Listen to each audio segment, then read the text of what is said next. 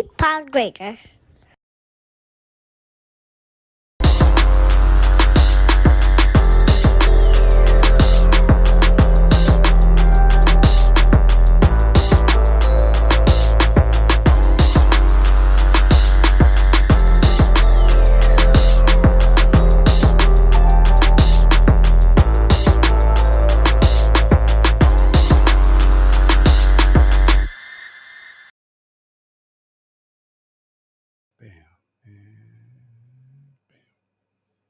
Welcome to the Poor Podcast. I am Mike Lake in the building, aka Hillsboro Slim. Yo, I'm knocking on the door. I'm CP34. Steve Cash Moneybags, aka the Young Vampire. Believe all the stories they tell about your boy around the campfire. We is back for nothing. You know, it is almost campfire season, and I kind of want to start getting. Kill white I feel people like I want to by a lake. Kill white people by a lake. Kill white virgins. That's by not a lake. campfire. That's not campfires.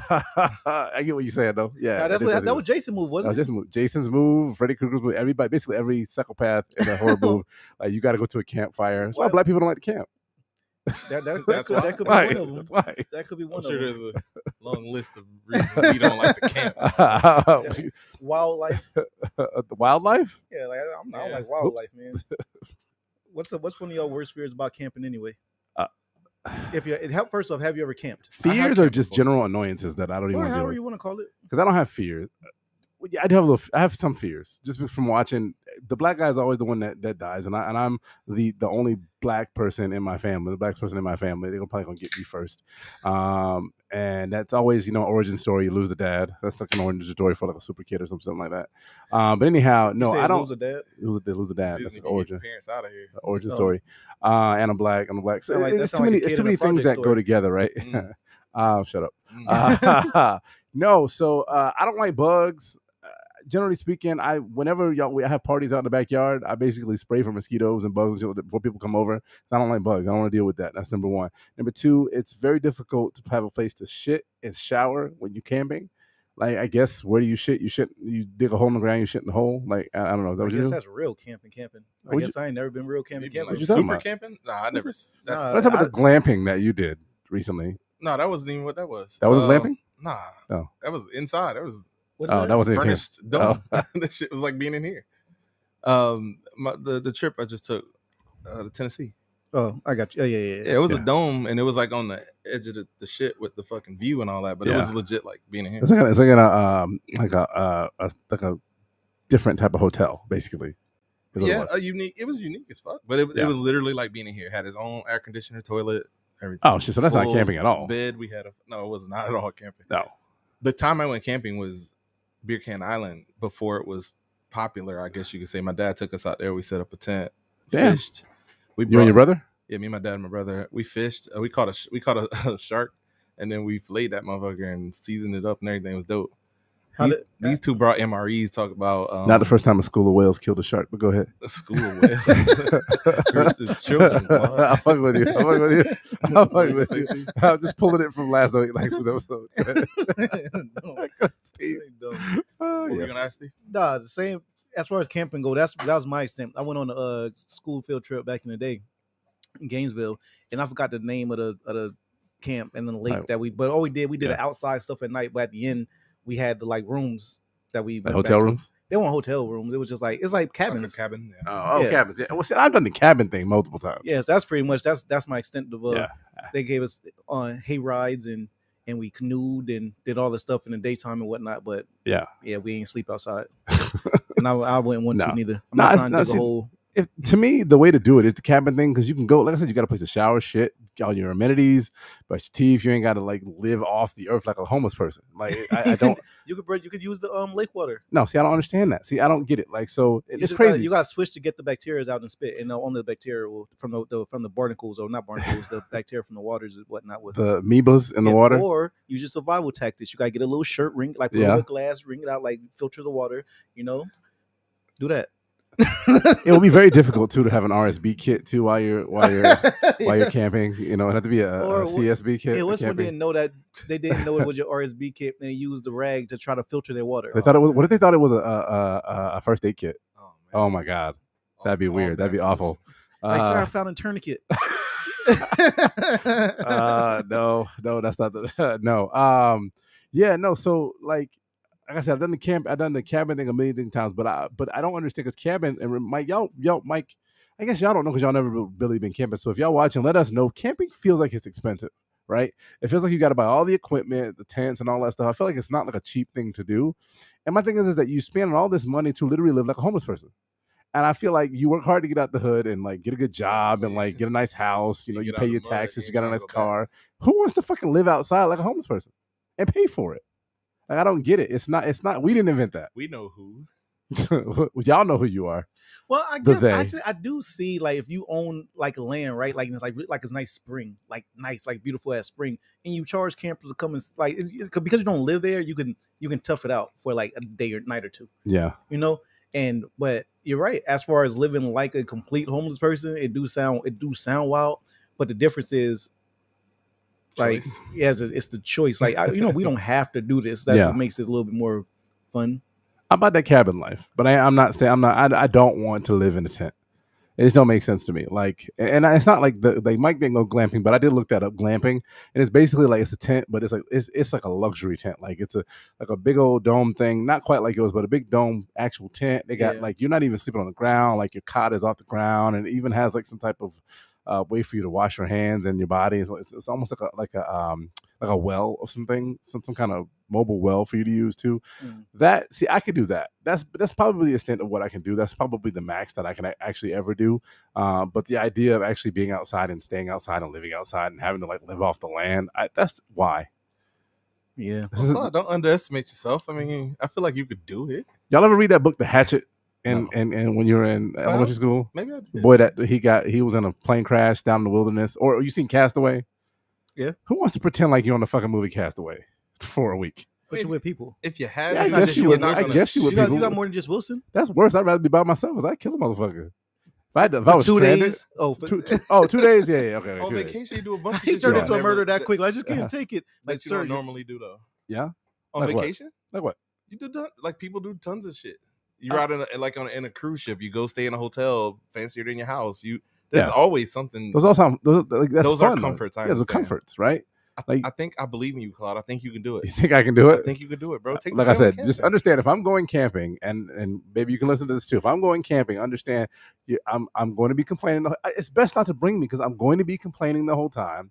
I'm going to be benching and moaning. It's not going to be a pleasant experience for anybody because I'm going to be spaghetti arms, like because I just don't want to be here. I don't want to be outside. You're going to be your teenager, right? Basically, I'm going to turn into a teenager. I'm going to be the son of a bitch just to be around because I just don't want to do it. What if you did it and you loved it though? I just don't understand in what multiverse, what if universe we're in right now. What if Claude went camping and liked it? I just don't understand that at all. But like I said, cabin thing, I'm all about it because you can go into a cabin. You get like when we were in Colorado, we were in a cabin. You know what I'm saying? What animal would you be? What animal would you persevere against, Claude, in a wild? Like which one would you be able to? If you had to come to face with one, which one would you know you can get the win on? To get the win on? Yeah, like which animal? A squirrel. A squirrel. I was just thinking a squirrel. Like a squirrel. Nah, squirrels would be fast as fuck. I was gonna say, might not even. A squirrel. It's got to be something slow moving, a sloth. Yeah, that's it. You two fucking toad sloths. Don't come near me, motherfuckers. You're gonna be dinner. It's gonna be on the pop. Yes, I got the win. Yeah, sloths still gets the win. Everybody get the win. Animals, bro. No, I don't fuck with animals. I don't fuck with animals like that. Yeah, I don't really. Give me an ant. An ant? You gonna eat an ant? No, I wouldn't eat it. I mean, like versus. In the verses? Not a colony of ants though. No, hell no. Colonies of ants will fuck your ass up. A stray one that was looking for some shit. See, bugs are fucked up too. See, this is another. See, you open up a whole floodgates when it comes to camping now. There's so many types of fucking bugs that are just around us. Like we see regular household ants and like maybe a cockroach every once in a while. There's like fucking like scorpions and shit and like fucking like giant skin burrowing beetles and stuff like that out in the wilderness. That's why The Walking Dead was always, because we always broke it down like at work and shit. Yeah, it's just the realisticness of away from not just zombies. The shit you living in, you run into some other elements right in a wild that really, honestly, you're not living as long as they live. Did anybody ever? No, man, people in the first 2 seasons died from exposure and shit. Like some people froze, people drowned, and all kind of crazy shit. Right in the early season, and that would also be continuing. Like it would have kept that route. Right. Because they had Daryl there. Yeah, see, I can see. You got to also find. You always need one redneck. You just need one redneck. He was there. You ain't gotta find him. He was already. He actually had 2 at one point, right? When Rick showed up, they was already there. But also, even with that, still, you could be as redneck as you want. What you gonna do against when that scorpion just happened to sting your ankle? I don't know, man. And you keep moving. Like you can't do too many variables. Steve, listen, right? I saw a redneck wrestle an alligator for his dog the other day. And I kid you no lie. It was on the video. Damn. A little dog got pulled down, a puppy got pulled down by a baby alligator, not a big alligator. I think I've seen that too. And he went and he grabbed it out, and I was like, he was underwater submerged, right? I was like, well, Fido's gone. I'm not jumping in out the alligator. The value of my baby life alligator is way more than that dog. Because you know there's a baby that's probably a mama somewhere. That dog would have been gone. Yeah, sorry. R.I.P. Sorry. Fido, your old yeller's done. Bye. Survival of the fittest, yo. Right down there with them. You know, I never understand why people don't have fences when you live that close to water like that. What I've seen in the video, I don't know if it was like, I don't know if that's his property or he would just go out on a walk. Oh, you're right. He could have been out on just a walk. Because I think that's almost like common sense. Because my homies that I know who have alligators in their backyard they live on the lake. Yeah. The house comes with a fence. Like you got to, or one's gonna be in your pool or at your front door, right? At back your door, front. And you got to get a trash can to get that bitch out. Yeah, like that shit was kind of wild. You know, I just realized something about growing up in East Lake, we had alligators in our shit. Mm-hmm. Yeah. Matter of fact, speaking of, a dog got snatched off childhood friends. I heard about this. Fucking Doc. Yeah, straight up snatched his ass off the dock. See, y'all grew up in East Lake. I grew up on Crest Lake Park, and literally, I had never seen. I've seen what appear to be eyes popping up, but you know, eyes popping up don't necessarily mean it's an alligator. It could be fucking any animal down in there because you don't see the whole body. But we were always had the sign, beware of alligators. And there's always like this myth that an alligator ate somebody's dog, or alligator ate a lady or something like that. So we always just stayed away from bodies of water when it came to like Florida. So it always baffles me when people like lose their dogs or their children to alligators. It's like, I got a paddleboard and I tell them, well, find a place where there's not going to be a fucking alligator. Like, I'm not trying to be kayaking like in the coastal area where there's like shrubs and shit. I'm not about that life. Pass. You scared of manatees? I am not scared of a manatee. Okay. But if a manatee beside you, big ass thing just pops up beside you, that's not going to startle you a little bit? Hell yeah. Thank you. Exactly. All right. Thank you. All right. Did you talk to my wife about that? Because I feel like no. She once told me there was a manatee in the water, and I did kind of freak out a little bit because it was kind of. She's like, "Oh, look, a manatee!" I'm like, "What? God damn it!" And I roasting you. I don't know what she was doing. It was a stick. It was shit. I was the manatee. Yeah. It was a stick though, so that was uneventful. It was what? A stick. A stick. Yeah. It was manatees are mad slow though. Yeah. The fear of whatever you. Yeah. You probably scared the fuck out of them. Yeah, I probably did too. Yeah. I realized something about your camping issue though. Okay. This is why you don't have stories around the campfire. I don't, because I don't camp. I know. Yeah. Steve I did have a question about the campfire, and I just lost it too. It was like a pun, and then it just kind of went away. Nobody wants puns. No. All right, sorry. Keep your pun. You want a pun from Claude? I miss pun. I know. Big pun. Oh, big pun. Big pun, yeah. Some people do want a pun. Yeah. Not a joke pun. Not a dad joke. It's not a dad joke. A pun is not necessarily a dad joke. It could actually be. It could be a bar. It could be a bar. It's a dad joke's terrible brother. Dad joke's terrible brother. That's a dad joke. Uncle joke. That was a dad joke. That was a dad joke. There you go. You set it up for me. Definitely a rim shot. We're both fathers. Yeah. Yeah. Anyhow, how the hell we get here? I don't know. I saw stories about the around the campfire. Yeah. Yep. Who wants to ask about our mental health this week? Who wants to do it? You did, I guess. How's our mental health? What if we didn't? You didn't want to ask about it? Yeah. You don't care? Fuck our mental health? No, I'm not saying that. We can talk about that off air. Okay. How are you doing? I'm good considering. Physically, I'm good. I've been taking a lot of Metamucil. Drinking water again. I feel less heavy, more buoyant. So I'm good to go. Y'all laughing, man. See, 36 hits you in a way that you don't even think about certain things that you think about. Like, I know this kind of disgusting, Metamucil. We've been here, right? What? We've been at 36. Y'all are 36. Yeah, you just got here. I know, but I'm just saying, y'all taking Metamucil every day? No. Exactly. Anyhow, yes, I feel more buoyant. You what do you say? Blessed and highly moisturized. I feel highly buoyant and moisturized. Boy, remind me. Y'all ever been a kid when y'all used to take baths and just sit there in the water and just watch your penis like float around the top? Mm-hmm. That reminded me of buoyancy. You never did. You never played with your penis watching it float in water. Yeah, absolutely. Then why you gonna look crazy? Like, the way you said it, it was. That's what happened. Because I heard you say little kid, but I was also in my brain. I was like, "This nigga do this as an adult too?" I probably would. I just don't take baths. I haven't taken a bath in like mad long. I don't fit in a bathtub. A normal sized bathtub, I don't fit in. Why are you laughing? I don't fit in a normal size bathtub. Nothing is wrong with it. Just because you can fit in a economy size bathtub don't mean that I can. Shit. Economy. The guy said an economy size bathtub. Yes. But I don't find baths ain't fun. That's nasty. You just sitting there just pooling. I don't want to pool. I'm not going to lie. Before you get into that, when we were in Vegas, our bathroom in Vegas actually had like a whirlpool like bathtub thing. And I did it. I was I would have. That's what for a split second I was like, damn, I want to be in this motherfucker, but I didn't. No time. We didn't have time for that. Jacuzzi baths are cool in like hotels. Yes, that's what it was. Yeah. It was a full-on jacuzzi bath. A hot tub. It was a hot tub. Yeah, Aria was lit. Yep, Aria was lit. But shout out to Aria. Y'all keep sending me notices to go back to Vegas, but that ain't gonna happen anytime soon. Y'all clean me up. I know we just left. They're like, come back. We ain't even got 2 pages. It's like, oh, you need to rip me off more, take more of my money at the casino. You got it all, Vegas. Leave us alone. I have nothing more to give. Tyrese. Oh my God. We need to go another trip though. We do. Not to Vegas though. No, not to Vegas. We got something planned. We'll let you know on the back end. He's in the conversation. That's true.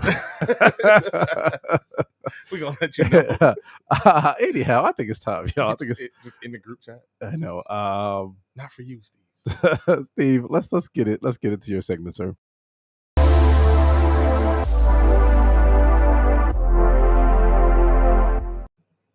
Yo. Yeah, cash tips this week, right? I'm a big fan of preparation, and if you stay ready, okay. You got ass issues? Sometimes I told you I gotta take Metamucil. Sometimes you gotta have it.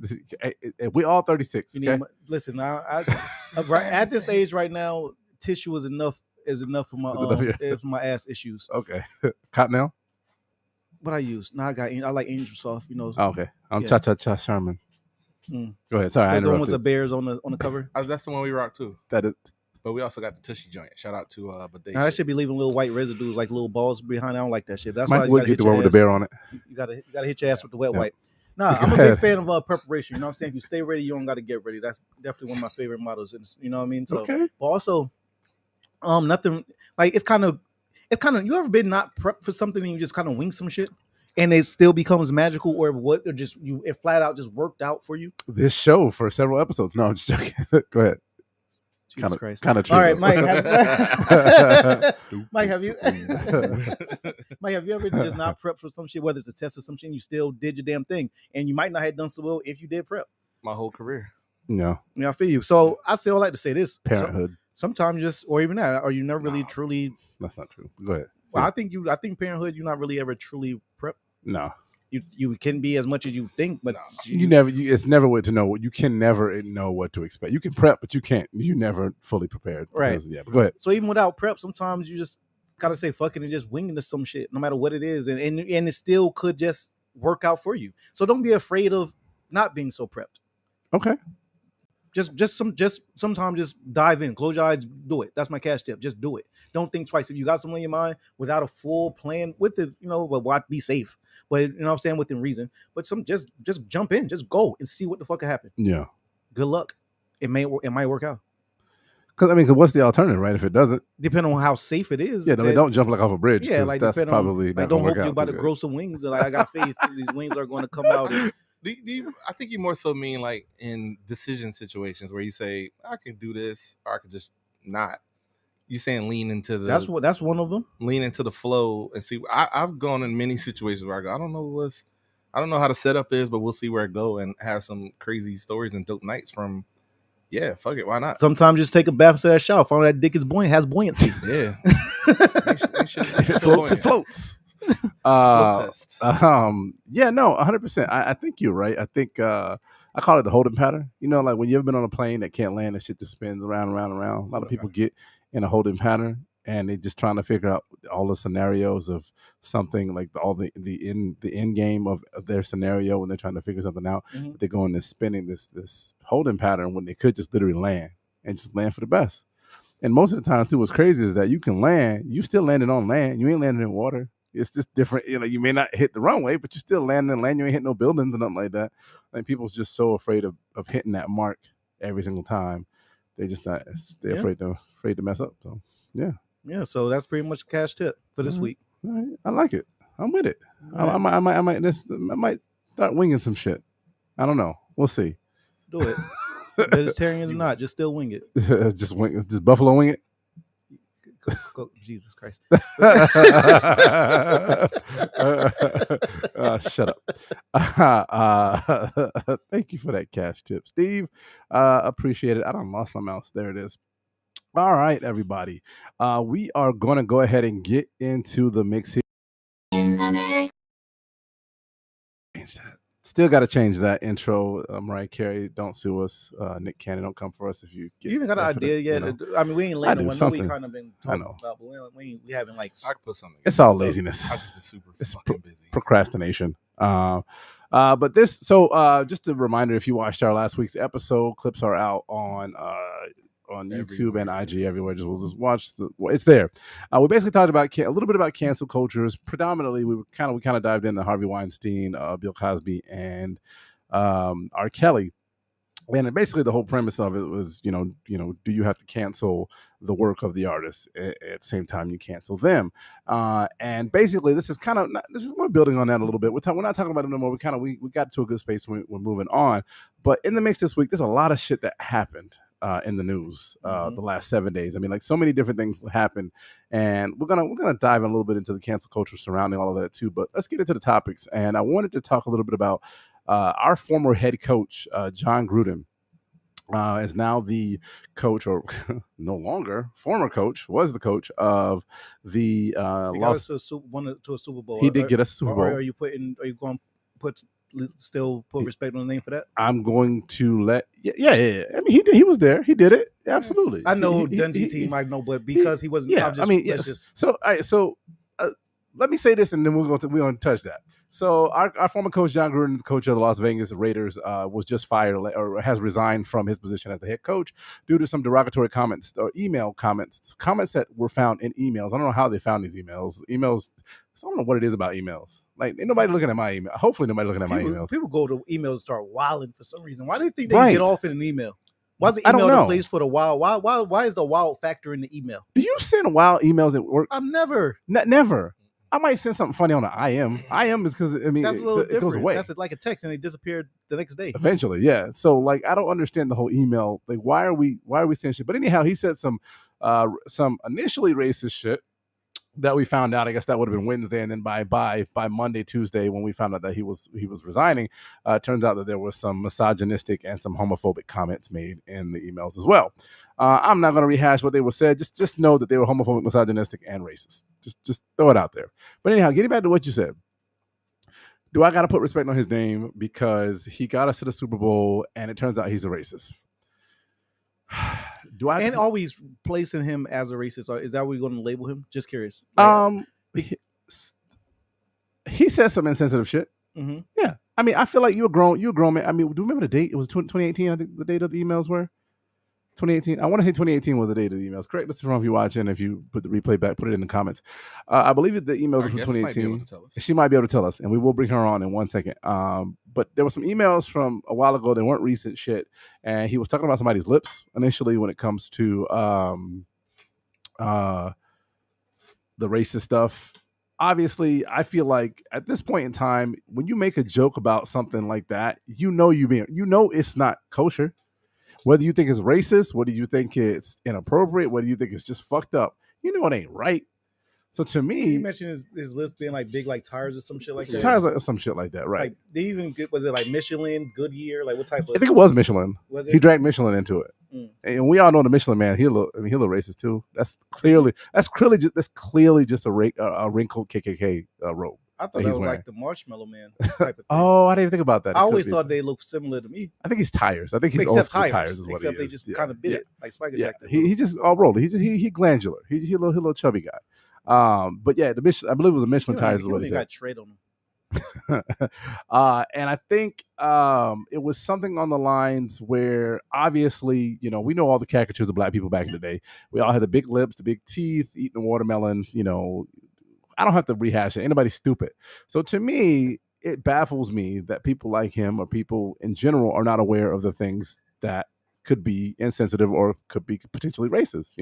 I liken to my situation that I was in, and somebody said something about, I won't get into details, but there was a comment about somebody being a monkey. We joke around about it all the time. It's one, and we can get into why we're allowed to do it and why other people aren't allowed to do it later. That'll be whatever. But somebody said something about a monkey, and they didn't understand why it's not. You just shouldn't refer to this person as a monkey. They didn't know, though. They said they didn't know. It didn't make sense to them. We're just being sensitive. We should just move on. But I think at the end of the day, it's something that as somebody at this level of stature, you should have a general idea about what's appropriate and what's not appropriate. Now, granted, if it isn't an email, you don't necessarily think that shit's going to get out, but it is a company email, and so yeah. So, did he know he was being racist?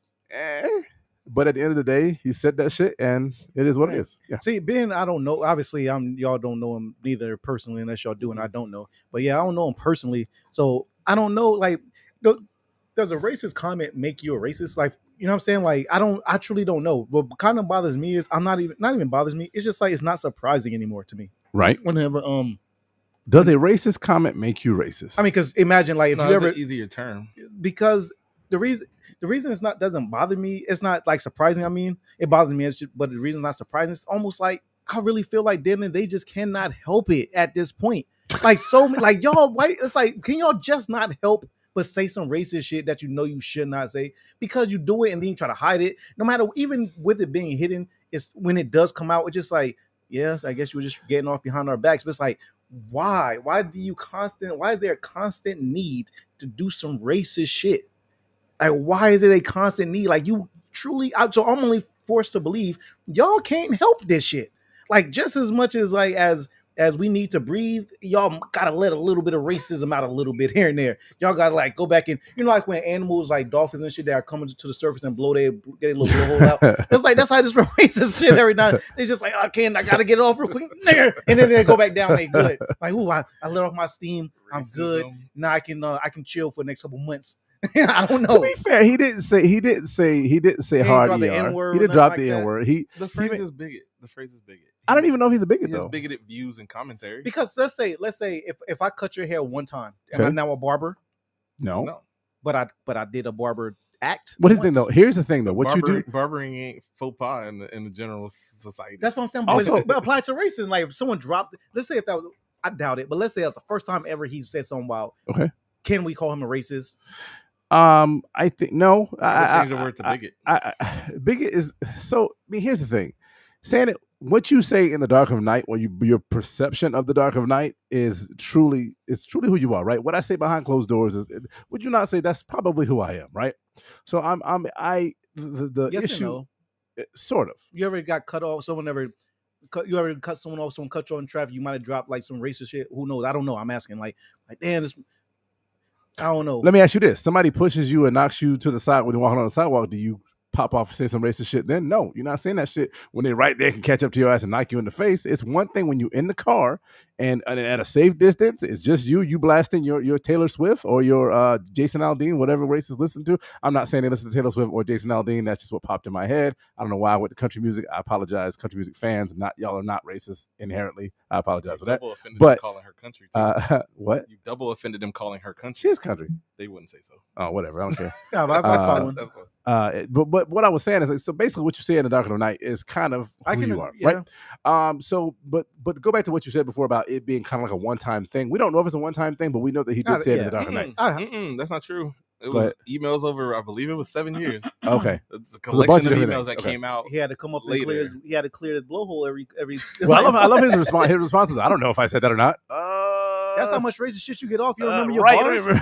Damn, no, you've been rapping that long. You don't remember your bars. I will comment on what you said. Everybody remember their bars, their first hit song. If you got one hit song, you can rap. You can perform anytime. But if you got multiple hit songs, you're not going to know. You're like, damn, I remember. I'm sure this motherfucker got multiple hits. Yeah. He hove in the booth. This was damn near.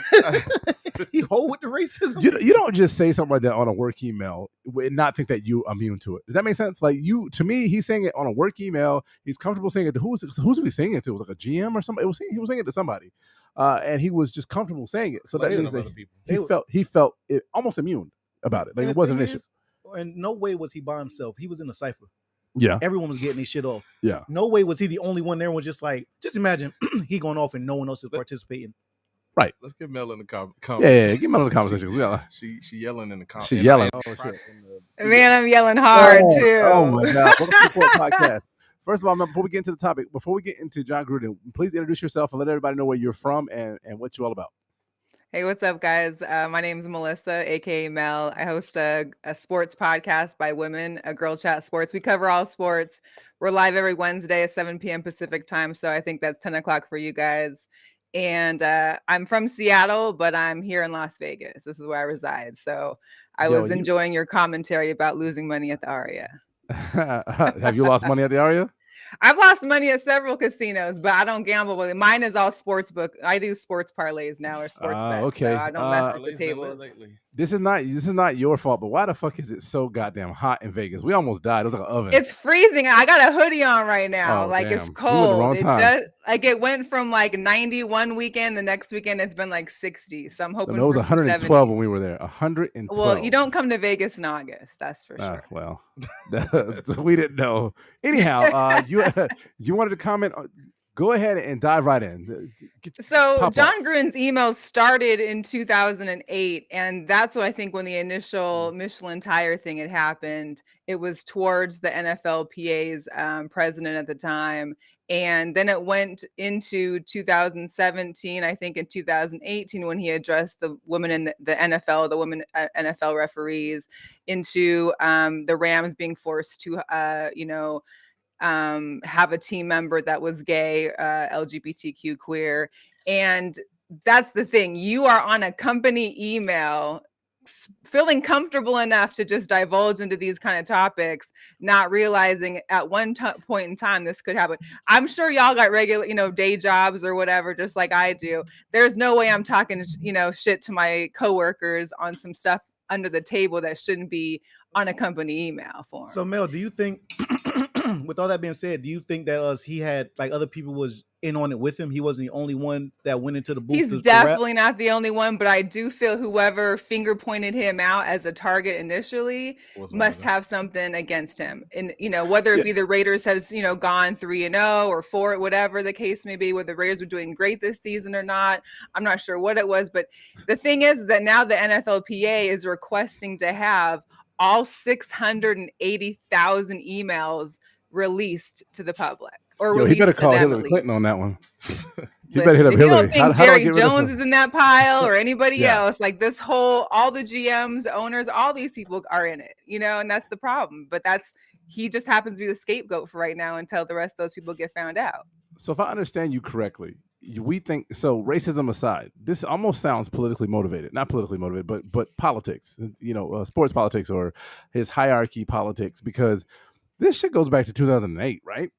Mm-hmm. Somebody in there could have reported this in 2008, but like you said, it's now they're losing, they're not doing so good, and so now we want him out. So let's expose him. Well, the point of it is that no one was going to see these until it became under the Washington football team was under investigation for their recent happenings. When their football team got under investigation, they started going through all NFL emails, and this is what they found. Damn. But why is this obvious? For one, I'm glad it is out because we do need to know. But why is this one even highlight? What were they looking for? And I doubt they were looking for anything racist, unless they were. Were they looking for they was like, yeah. They went in there. Listen, I wish I could have been the person reading them emails because I sure as hell would have got a good kick out of some of them. But I think mainly they were looking I can't remember what the Washington football is getting investigated for, but their whole situation was off the chart. And so they brought in all the emails. They come upon this stuff back to 2008, again, all the way to 2017, 18. It wasn't a lot of issues. 3 or 4 chains of emails that were what was happening. What's crazy is that John Gruden's brother was actually coaching Washington football team back then when it was the Redskins. So there's a whole lot going on. Like you guys have mentioned before, it's not like when you slip and say something racist or whatever, you don't go out and just say, oh, Michelin tire. Like that's not the first thing you think of when you're about to say a racial slur or something like that. So for him to pop that off, it's like this has been in your vocabulary more than once. Yeah, he wrote them bars before. Yeah, that's in his rap book. Oh yeah. But when I look at it, so Mike made the distinction of racism versus bigotry. And obviously, I think you can throw it all into bigotry, in my opinion. If you're a misogynist, if you're a racist, if you're a homophobe, throw it all into bigotry. You don't like people that aren't Anglo-Saxon white men. Cool. And that's what John Gruden is. I hate to paint him in that picture, but not really, because that's what you are, and that's the picture that's the painting right now, you know. But it does go back to like the question: is he, unless he's framed? Unless he's framed. Dad joke. This should be called the dad joke episode right there. Unless, but the thing is though, is that he didn't use any capital ER N words in there. He didn't say anything particularly racist. Some of those things could just literally be interpreted as him being ignorant. You know what I'm saying? Because well, listen, you can't be a head coach in football for this long with how many the 70-80% of black players that are in the league and be ignorant to those things. It's impossible.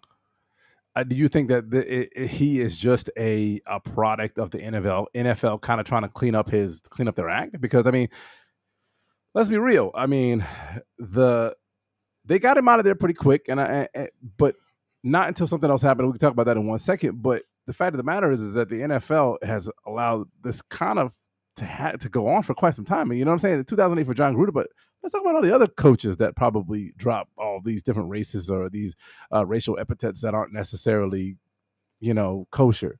Right. Is it but now who's the something whistleblower? Like, who's going to be who was, as I'm saying, like, no one's taken that chance to be the whistleblower for those episodes, for those things that have happened. We haven't heard about those necessarily. I mean, yeah, players can talk about what happens in the locker room.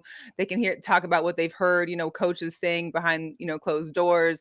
But until someone comes out with it, we're never going to know about it. And then, of course, with social media being so crazy as it is now, like, you say one thing and it's tweeted out to 500,000, 1 million people or 10 million people, and everybody knows about it. Mel, do you feel getting rid of Gruden is the way to go though? Because in a sense, they're going to get rid of him and they're going to fill it in with someone else who probably shares the same views. They just aren't caught on the email yet. Well, I mean, I wouldn't say that. I think getting rid of him was the right deal. The Raiders organization has been based off of diversity since Al Davis. I mean, they had one of the first Hispanic head coaches, one of the first Black head coaches. They had one of the first women in an executive office.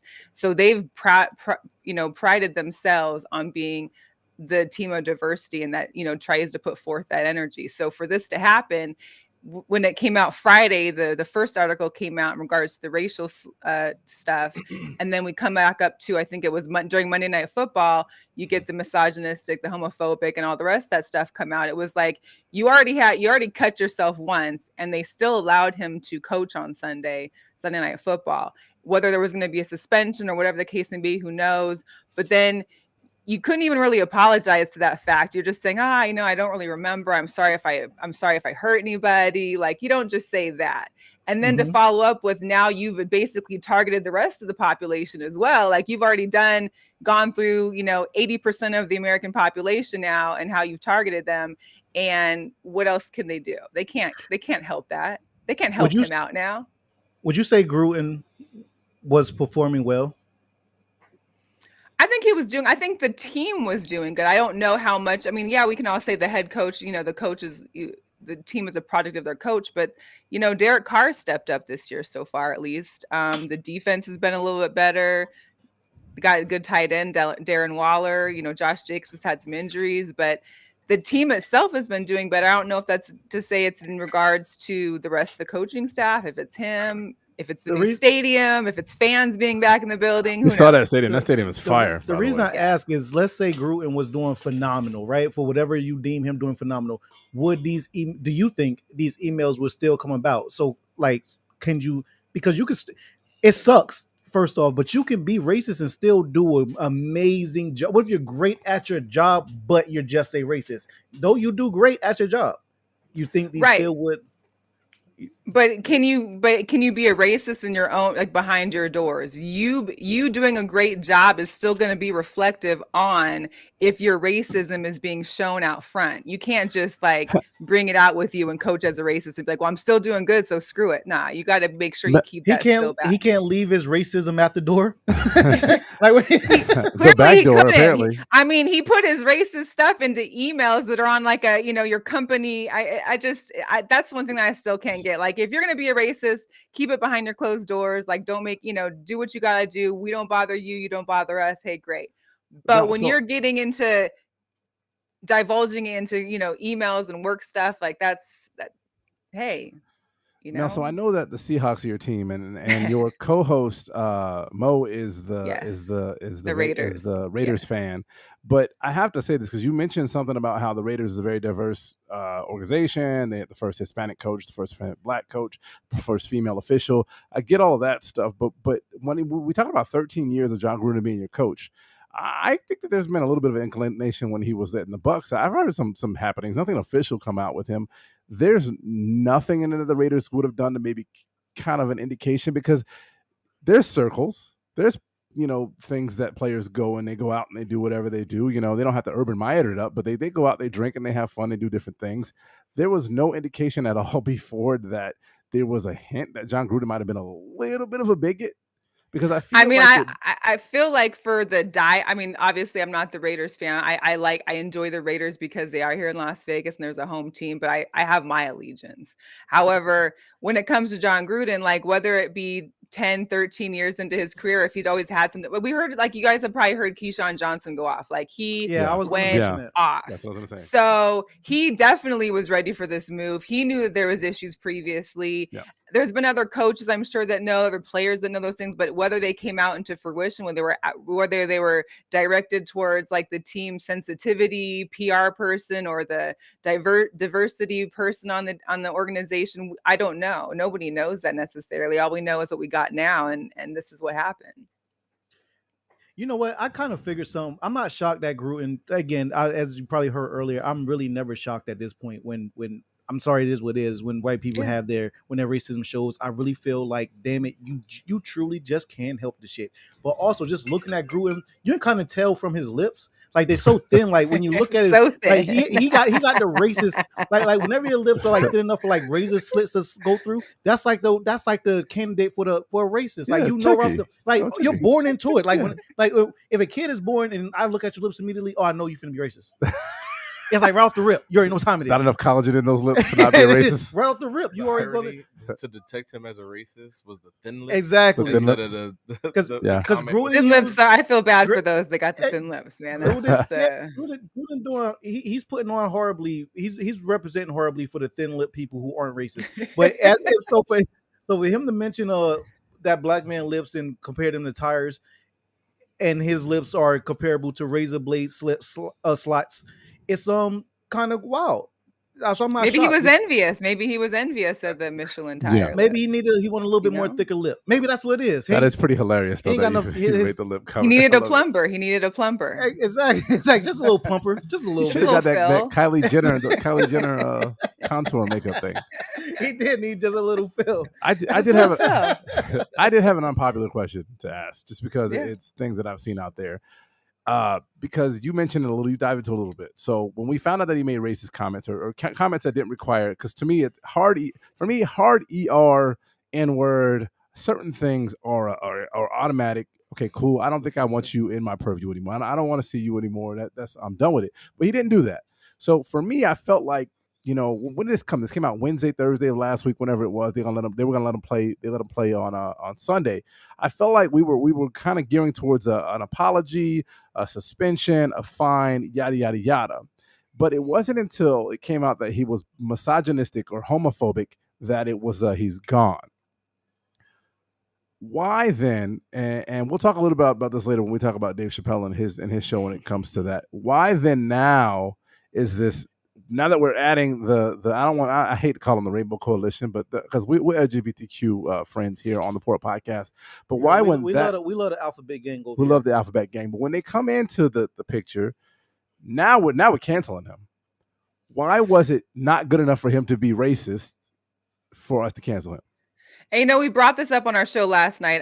We have a friend who is African American and LGBTQ gay. Okay. He also is one of the organizations out here in Nevada that work with the queer population, and we discussed that, like, what wasn't it being a racial thing big enough for them to fire him at that time, or what was it that made it because now we're bringing in women and the queer population that now it's over.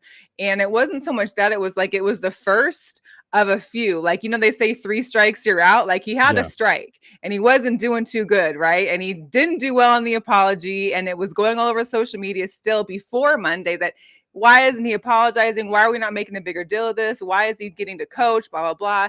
And then you got strike 2 and 3. And it's like, well, dude, like now you're out. Like you let 2 fly by you real quick. Like we can't help you anymore. That's true. Like 50 said. But do we think though that had it come out that he was anti-gay, homophobe? Did it come out that he's first? anti? Yeah. Well, nothing has come out that he's anti-anything, but he made homophobic comments. Do you think that though, if that would have been the first thing that we saw in the email before the racism, that it would have been, hey, he's going to get the coach on? Because it's kind of fucked. I don't think so. I personally don't think so. I know Las Vegas is a big community for everybody, inclusion, because we want tourists to come in no matter what race, sexuality, whatever you are, we want you to come to Vegas is what, the city of Las Vegas thrives on. I don't think the one thing would have happened. I think it would have been on to some, obviously some sensitivity training and maybe working with the LGBTQ community in Las Vegas. But that's the thing is it wasn't just, we'll never know for sure, but it wasn't just the one thing. He did 3 things, and on top of that, threw Roger Goodell under the bus too, name calling it him. So not only are you talking about 3 different populations, but then you're also talking about your boss. Yeah, that's wow. So that was probably you think he's finna Nino Brown this up? You think he's gonna be Nino Brown? He finna bring down the whole Carter? You think he finna tell on everybody now? It's bigger than Nino Brown. This guy was getting $10 million a year for 10 years. Like he had the largest head coaching contract. I'm sure by him resigning, I'm sure by Mark Davis walking into his office and finding him come Monday and to talk to him, and then he basically resigned. There's got to be some kind of fine print that we're not seeing as to him taking the resign road versus the I just got fired road, because I'm sure it affects the contract somehow, and it affects the afterpay or what he might be getting on the back end. Him resigning, he still get paid instead of fired. Where maybe he gets more. I don't know. Maybe he gets more years, less. I don't know. But I figure and plus it's also going to probably look better for not that anything can look better for him right now, but you resigning versus you getting fired. People always look at that as being a little bit. It's not a situation where if he quits that he gets less than if he's fired. I don't know. That's what I'm saying. I don't know for sure. Okay. All I can say is that maybe if he did resign, there'd be some kind of, maybe there was some other clause in the contract. I'm no attorney. I didn't see his contract. Well, and I think him resigning is a good look for him. Well, he can say in the future, he can say, hey, I did some fucked up shit when I was with the Raiders, but I resigned, as opposed to them having to fire me. You know what I'm saying? It's like you quitting as opposed to them having to let you go or fire you. It's looks a little bit better, but before we move on, what's next for Jon Gruden, you think? Some time off. Do you think he'll work again? I don't think he'll work in the professional capacity that we've seen him. I don't think he'll be on ESPN, because we already know ESPN has plenty of issues already. Yeah. I don't think he will be back in the NFL.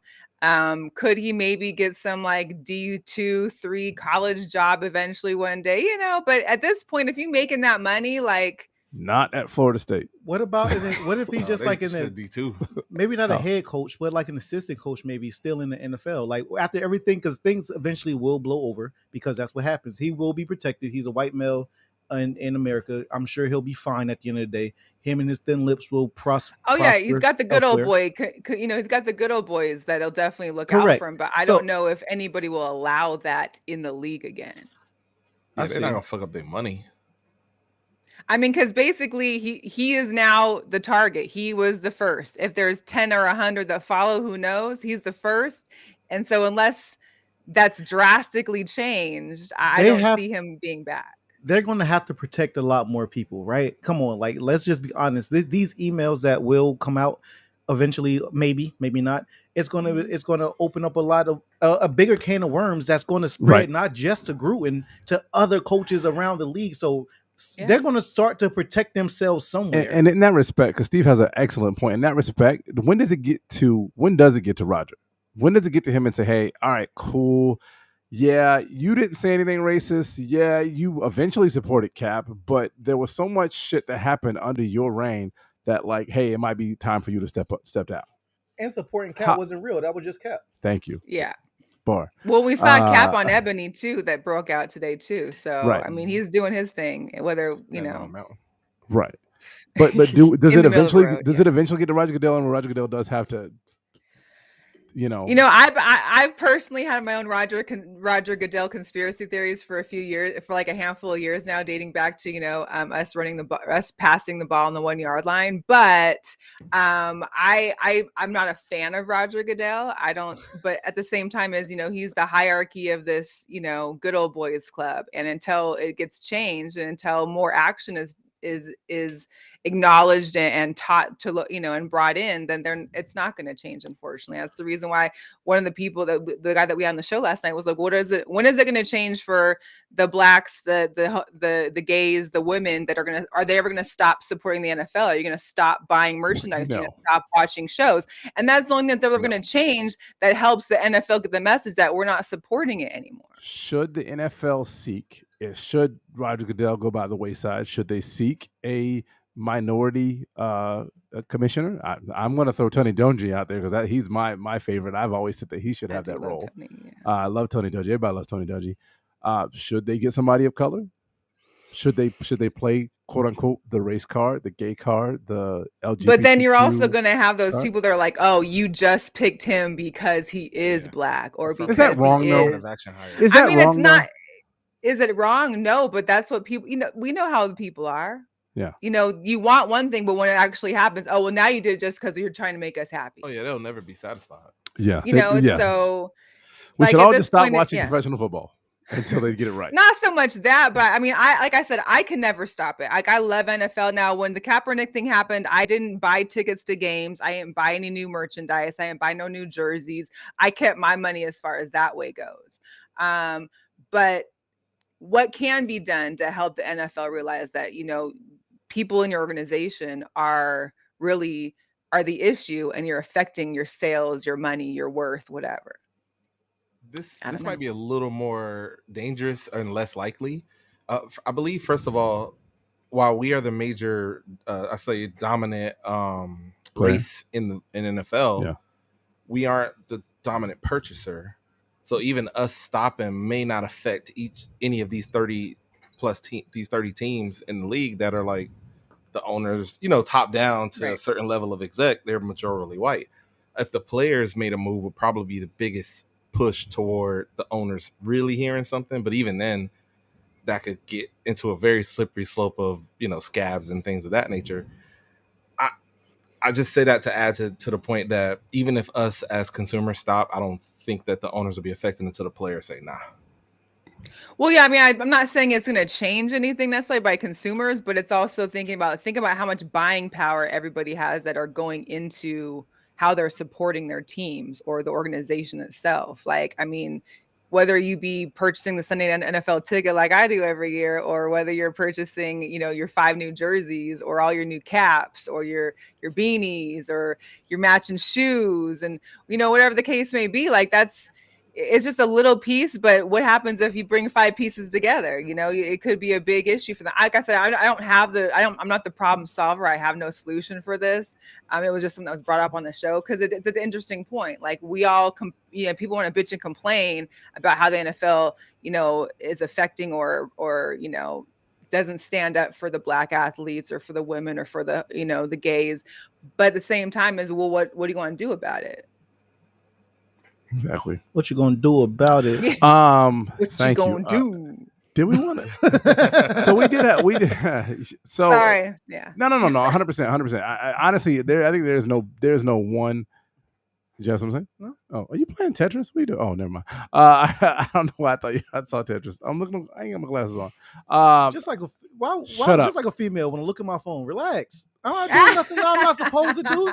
Listen here, baby. I'm good. We good. I'm focused. So there is no one size fits all fix for the NFL. I'm happy with this. I'm happy with it. So there is no. Don't pass it. I'm happy with it, baby. I'm happy that you're happy with it too. All right, cool. You ain't got to look in the phone. There is no one size fits all issue for the NFL. Let's support our podcast, y'all. This is what we do. There's no one size fit all solution for the NFL. But I think Mike has a point. If the players maybe stop and then we start buying their shit and going to games, they might have a chance. But how do you rehabilitate racism? Let's be real. How do you rehabilitate racism? Have only people of color coaches? Have only people of color people in high positions? You can't do that. That inherently is not right. So you gotta. What do you do? You gotta let them come to the top to clear their blowhole.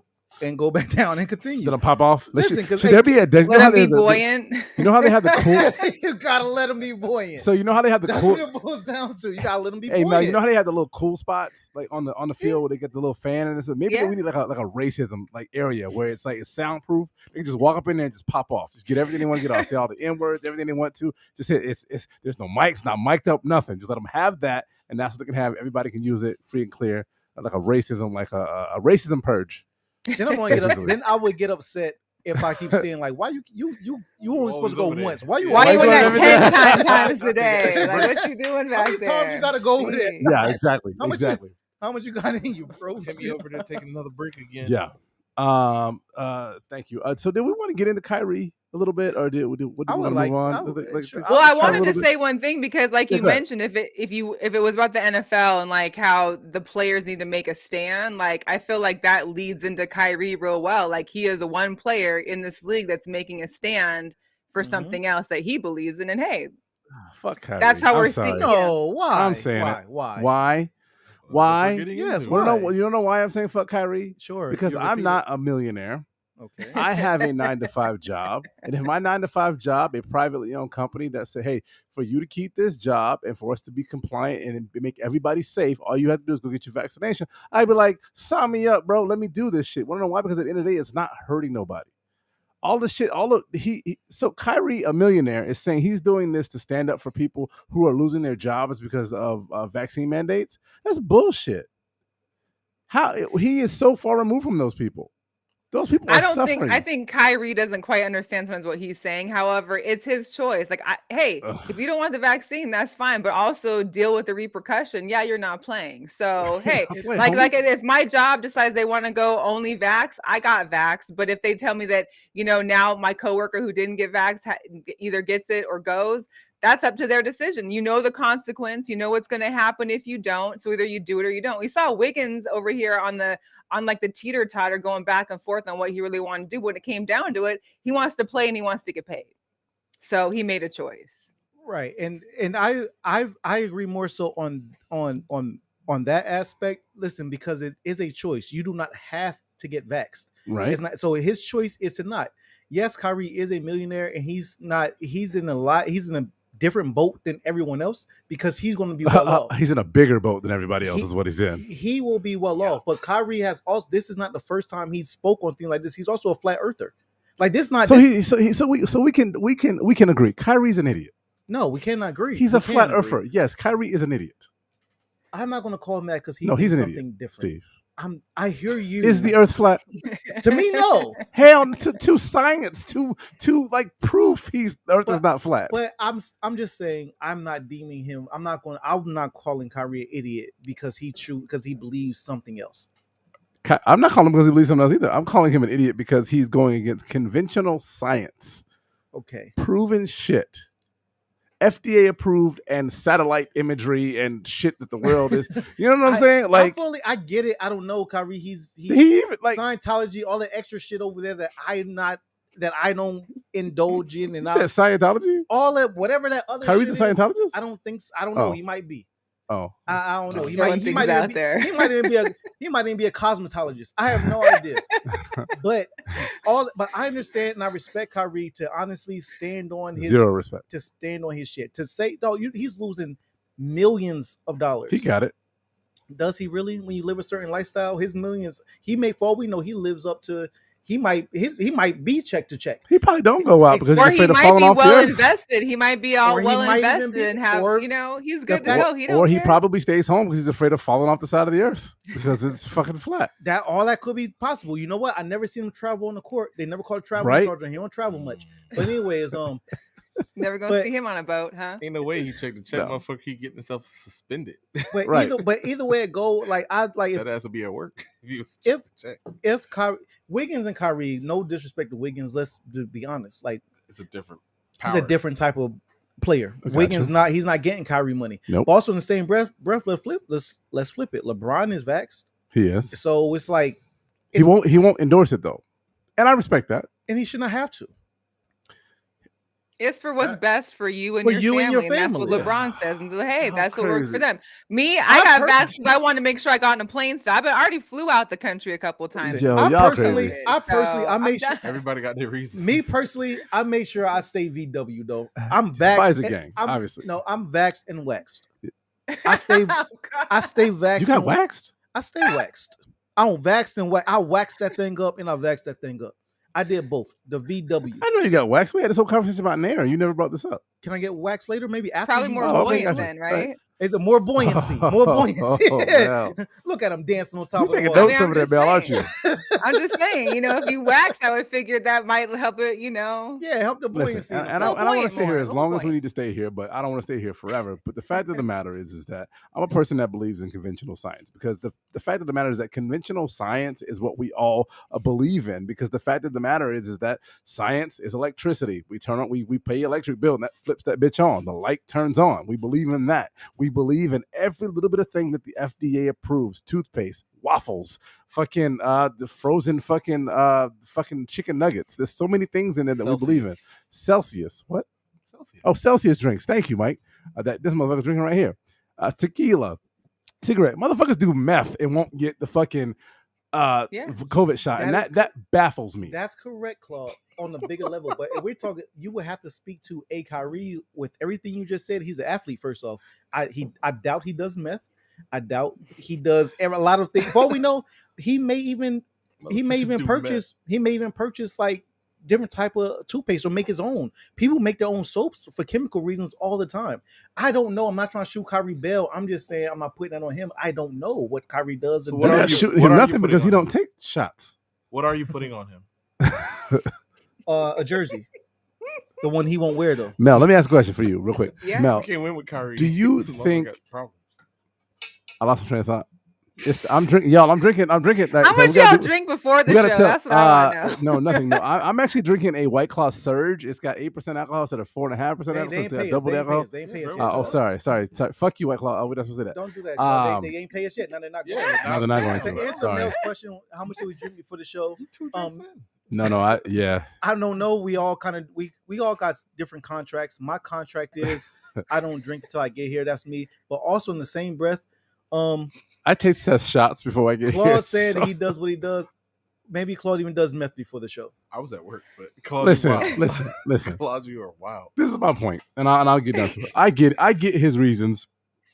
What I have heard is him saying that he's trying to make a stand for the people that have mandates and are losing their jobs. That's what I have heard. That's what I've read, and that seems to be the overall reason why he is kind of taking this giant stance over it. I don't think that, but Kyrie's a flat earther, so also science. He's not a friend of science, so okay, he's an idiot. Whatever. So say he's actually standing up for people who are losing their jobs because of mandates. At the end of the day, Kyrie's situation is not I'm saying this to y'all. Kyrie's situation is not yours. Do not lose potentially your life and your livelihood over some shit that a millionaire is saying to do. Unless you're Trump supporters. And in that case, do you. Because that I don't think he's out there telling people not to get vaxxed. That's exactly what he's not doing. He might as well tell them not to vax. He's high profile. But he's not. Like, I'm just saying, like, everybody, just like LeBron, he got vaxxed, but he's not promoting going to get vaxxed. Just like Kyrie, he's not getting vaxxed. Listen. But he's not telling everybody. He didn't go on IG Live last night saying, don't get vaxxed. I'm doing it, so you all shouldn't do it either. Like, that his didn't exact happen. Words without verbatim. So I take back his exact words. What he did say was, if you are vaxxed, I do that if that's what you want. If you are not vaxxed, do that if that's what you want. He's pretty much said what LeBron said. Do what's best for you. Claude, did you not? Did you hear him? We know Claude's pro-vax. So LeBron is saying. LeBron is saying, is it a personal choice for you and your family? But I'm doing it. So what that in itself is an endorsement. He is saying it's okay for me, so it could be okay for you. Kyrie is saying, hey, do what you want. I ain't gonna do it. So that's an endorsement against it. You have to understand that's literally like me saying, hey, listen, I ain't gonna vote for Obama. You can. That's not what he said or how he said it. That doesn't sound very scientific of him. It ain't scientific because Kyrie, he's an idiot. What science but is I'm not saying, even like, a thing for him. You're putting too much into it, and you're trying to read what's more than what's there for him. What I'm saying is that when you're in the public eye, people look to people like that for the decisions that they make. I know it sucks. I don't. I look to science. I look to what makes sense and logic in my life. And that's why I got vaccinated. That's why my wife is vaccinated, my son is vaccinated, and my daughter, as soon as that shit comes out, hopefully comes out before Halloween, she will be vaccinated. Because I also believe in the FDA and all that stuff. What? You sound like Kyrie. That's what he's saying. No, Kyrie is a flat earther who don't believe in nothing. He believes didn't know he's a flat earther till 5 minutes ago. Steve put him. How you know what I believe? Because you sounded shocked. Does that make it less true? Because I learned just now. No, it doesn't make it less true. But I'm just trying to explain that you are literally saying the same thing. Do what's best, as LeBron said, you said. No, I'm not saying that. Get vaccinated is what I'm saying. Okay, so you're saying get vaccinated. LeBron says do what's best for you and your family. Kyrie has also said the same exact thing, just in reverse. He's not vaccinated, but there's nothing wrong with it if you do get vaccinated. There's nothing wrong with it if you're not. And then he said what he believes. And if you don't listen to the Kyrie interview, then you're never going to really understand. If you want to hate him before he get it off. I don't hate him. I think he's an idiot. I told you that. Okay, if you want to think he's an idiot before letting him explain his point, you're not going to get his point. There's nothing to explain. There is no medical condition preventing him from being vaccinated. Sometimes you have to just listen, and then maybe there will be. Listen to him. Let him explain. You can still disagree. What is his explanation? You tell me then. No, I would. You can't say I need to listen to him and not be able to tell me what this is. That's not true because for one, I don't remember verbatim word for word. But what I can do is seeing the same link I seen. If you just watch and listen, I would have to rewatch so I can get the word for word to maybe it will make sense. Can you give me the Cliff Notes? You guys sound like the Facebook doctors that be online. Mel, can you give me the Cliff Notes? Back and forth. I don't have all I can say from what I watched yesterday. He's just like, "Hey, I'm not retiring. I'm trying to play basketball, but no." I believe we watched. Not once did he say, "Hey, y'all, don't get vaxxed." He said, "Hey, if this is what you want to do it. If this is what you want to do, fine, you can do that. This is what I'm doing." And I don't plan to retire because the rumor was, well, now he can't play this season for New Jersey. And if he doesn't, or for Brooklyn, if he doesn't get traded, then he can't play. He's not playing this year. So is he going to retire? So Mel, you and I clearly have heard the same clip because that's you did great in paraphrasing, but that's it. So you would have to watch it to get the own clip. And if he doesn't play for New Jersey, he might have to play for New Jersey. Well, the thing is, I think there's only like the Warriors, the Nets, and I think that's really it as far as the only two arenas that aren't. Isn't it Miami? What about Miami? I think Miami. I could be wrong. Miami's the last place that's going to care about vaccinations. Everybody in Florida. We know y'all in Florida. We know everybody in Florida don't care. That's why he got to come here. That's absolutely not true. Just because you've seen those people wilding out in the streets, that's not us. It's everybody. That's not us. It's no. The whole damn everybody. No, it ain't everybody. Even you and your Pfizer gang shirt. No. Oh, what? You're vaccinated. You know what I find amazing? Everybody in this room is vaccinated. And they all got vaccinated for a specific reason. And that reason was because they wanted to protect themselves and their family. Right. Kyrie doesn't want to do that. Because he might feel he's protecting himself and his family. Oh, I did want to ask: Is Kyrie wearing a mask and social distancing? I don't know. I haven't been with him in person. Is there an indication of that in the press that he's social distancing and wearing a mask? I truly don't know. Is it Mel? Maybe I don't know. I can only assume that he was, but I haven't seen. I mean, I can only speak on during what we've seen during the previous season of them wearing masks and having social distance and taking, being tested and that kind of stuff. And playing in a bubble. I will only assume so. Then yes, the answer to your question, I guess yes. I am disappointed, and I am. They laughing, and Mike, you over there laughing too. You ain't said much this whole entire show. You over there laughing right now. Mel is also laughing with us. Mel, are you not saying whatever? No, it's funny. It's funny because we put it on. There was a meme I saw that I had to add to the show yesterday because it was the picture of Joanna Man, but it had Kyrie and it had a COVID card. Oh my God! It had a COVID card and it said, "Let's just say, hey WNBA, let's just bring Kyrie Irving over to the Las Vegas Aces, and we'll just get this out the way." Kyrie Irving. Mel, just question me as a female. Do you think, honestly, if Kyrie's in the WNBA, he finna bust some ass, how you think he's gonna fare in the WNBA? Just curious. I would love it, as long as he plays for the Aces. But are you an Aces fan though? I'm an Aces fan. Huh. All right, so if I'm a fan of whatever team made me a fan of the league. I was never a WNBA fan when I lived in Seattle. We had just got this form. I didn't really care about it. So. What you think Kyrie would average in WNBA? 70. He's dropping 80 a game. Now I don't need to have y'all on here dogging on women. No, I'm not, Mel. I'm just saying because we will come back at you. I don't want. Listen, it's possible. I don't want no smoke. Whenever y'all leave the kitchen, I don't want no smoke. When y'all could leave the kitchen and come talk to. I'm playing. I ain't in the kitchen. I'm on the couch watching the game, so I don't know what you're talking about. I'm kidding. I am kidding. No, he ain't in the kitchen. You rubbing feet. That's what you're doing. Yes, I'm rubbing feet. You're right. I praise all women. Right. I'm rubbing feet. We praise all women here. I get it. Yeah, of course he'd go off because I mean we all know that there is still a level between male athletes and women athletes, even though we all want to give them the right, And some female athletes will bust the average. You know what? I tell you what, the top for sure. Exactly. Some college wannabe, some guy that made it to D1 and didn't play ever since. Yeah, there's girls that will bust their asses. Exactly. Or a duo that used to play on the street court together back in West Tampa, 20 years ago. But no, we won't go there. Because you don't see that most of these teams are like, I know the Aces for sure. They play against guys all during practice. Absolutely. Do you play sports yourself? Just curious. I played in high school. I didn't go. I wanted to go to University of Washington. I wasn't a D1 athlete. Let's just say that. Okay.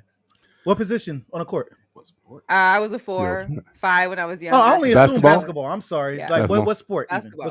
Basketball and softball. You what? I bet your arm. Did you have the crazy wind up game, like the double wind up in the underhand pitch? What's that about? The fast pitch. Yeah, like it's like a super. Yeah. Why? Can you explain why is that? Why is that in softball? Why do you got to do the underhand? It's like a wind up because you're doing underhand versus overhand, so it's be able to still get the same amount of velocity on that ball without doing an overhand. I guess because I didn't go into college for it, so I only played into high school. And I wasn't a pitcher. I pitched a few times, like in minor, the community leagues. That's funny that you want a pitcher because Claude, you're actually the catcher. You catch. Mel, are you able to hang out with us for a bit? Because I do want to move on to something else real quick. I'm with you guys. I mean, you guys got me here. I had a glass of wine. I was waiting for 2 hours. Like, screw it. Let's go. Pour up another one. Pour up another one. Oh, she's just now drinking. She was sipping off camera. She tried to. What you drinking? What you drinking? Is that probably a Stella? She probably got a Stella. Moscato d'Asti. Moscato, I knew it. D'Asti. There's a difference. Look at it. Listen, after a certain age, you got to be a little bit more classy about your shit. Get a D'Asti. You're not drinking a dessert wine, is what you're saying? You're actually drinking a nice, classy wine. It is a dessert wine, but that's the only wine I drink. I like sweet stuff. I've always been like whenever my drinks had to have some kind of juice in them. Like I've never been a dark liquor. I talked about my Metamucil earlier. I can't do it. My stomach will hurt with that Moscato stuff. Hang out with us, Mel. Don't go nowhere. Stay right there. Let's get into it. We do have another guest that we'll pull in, and if she's watching, maybe I'll message her now, and we can get into our next part of our segment. We did want to talk a little bit about Meek Mill. So Meek Mill and Mike, actually, can you pull up a picture of the bus real quick while you're searching it? Meek Mill is in a little bit in the hot seat right now because I guess there's this idea that because have you seen his recent album cover? Of course. Have you heard his album? His album? For the album cover. No, I actually haven't heard the album yet. Okay. I've just looked at the cover. This is just. I'm following. Tell me about the album real quick. Give us a quick synopsis. Well, synopsis. It's a Meek album. So if you're a fan of Meek Mill, which a person like I am, he meeked it up. He did his thing on his album. It's top album of the year. Nah, there's a whole lot ahead of him as far as that run goes, but it's definitely worth the listen. I enjoyed it. It's called Expensive Pain, right? Expensive Pain. I love the name, by the way. I did like that too. It is in my Apple Music. I will check it out. You know me, I'm slow to draw on the new hip hop that drops out. That's just me, whatever. But the controversy is not around the actual album itself. It's around the cover. And it wasn't there. Controversy. It is right there. There was not controversy. There's controversy around the bus, and that's not the bus I seen. It was a black bus. That's a different bus. No. The controversy is around. That's not that bus, bro. No, homie, that bus doesn't have the asses on it. Yeah, that's not that bus. Yeah. Oh, find it. It's on the other side. So if you can find that bus. No, the whole bus is wrapped the same. Like one side is the same. Like that's not the right bus. That's the other side of the same bus. Find the one right Hollywood Boulevard or something like that bus. But anyhow, the controversy is around the bus, like you said, and apparently it depicts black women nude. One of them is bent over and one of them is standing up, boobs, and there is some type of impressionist version of the female anatomy on there, and it's causing a bit of it wasn't, it's crazy, it wasn't causing an issue until I'm assuming he doesn't portray himself to be a conservative person. I think he's an anti-vax. It's weird, he's an anti-vax, he's a liberal anti-vaxxer. Claude got a mission. He's a liberal anti-vaxxer. Here we go. But he's conspiracy theorist, uber Christian person. I'm quite confused where he stands, but I guess he put it. I don't have the video. I apologize. I wish I had it. I'll post it to our IG tomorrow when I remember to do it, so y'all can see it. But basically, he goes off. He's like, "Oh, you have this shit. It's demeaning to black women. My daughter shouldn't have to go by and see this." I believe it was on Hollywood Boulevard in LA. And he kind of went off and kind of had this long, like 2-minute rant on, I think it was initially on Twitter. Mel, have you seen it? I didn't see the rant, but I saw the stuff. I saw the bus and some of the people that were commenting about it. Yeah. So basically the idea, so it's him. This is a white guy, but it's a bit of a black audience that agrees with him, that's saying that this particular thing is demeaning to black women specifically, women in general, black women specifically, and just uncouth and incredibly awful in general. And so now Meek is about it. They want to cancel Meek. Oh Lord.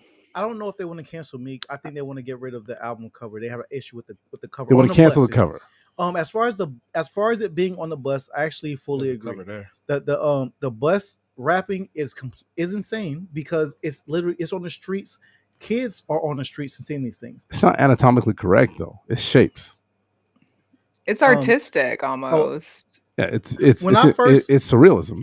When I first seen his album cover, I didn't think I loved it. I still love the album cover. I didn't think past what I seen on the album cover, but I understand what that guy was saying. If a bus is wrapped in that album cover, literally depicting sexual acts, and children can see this, I get it. Now it's in public. It wasn't depicting sexual acts though.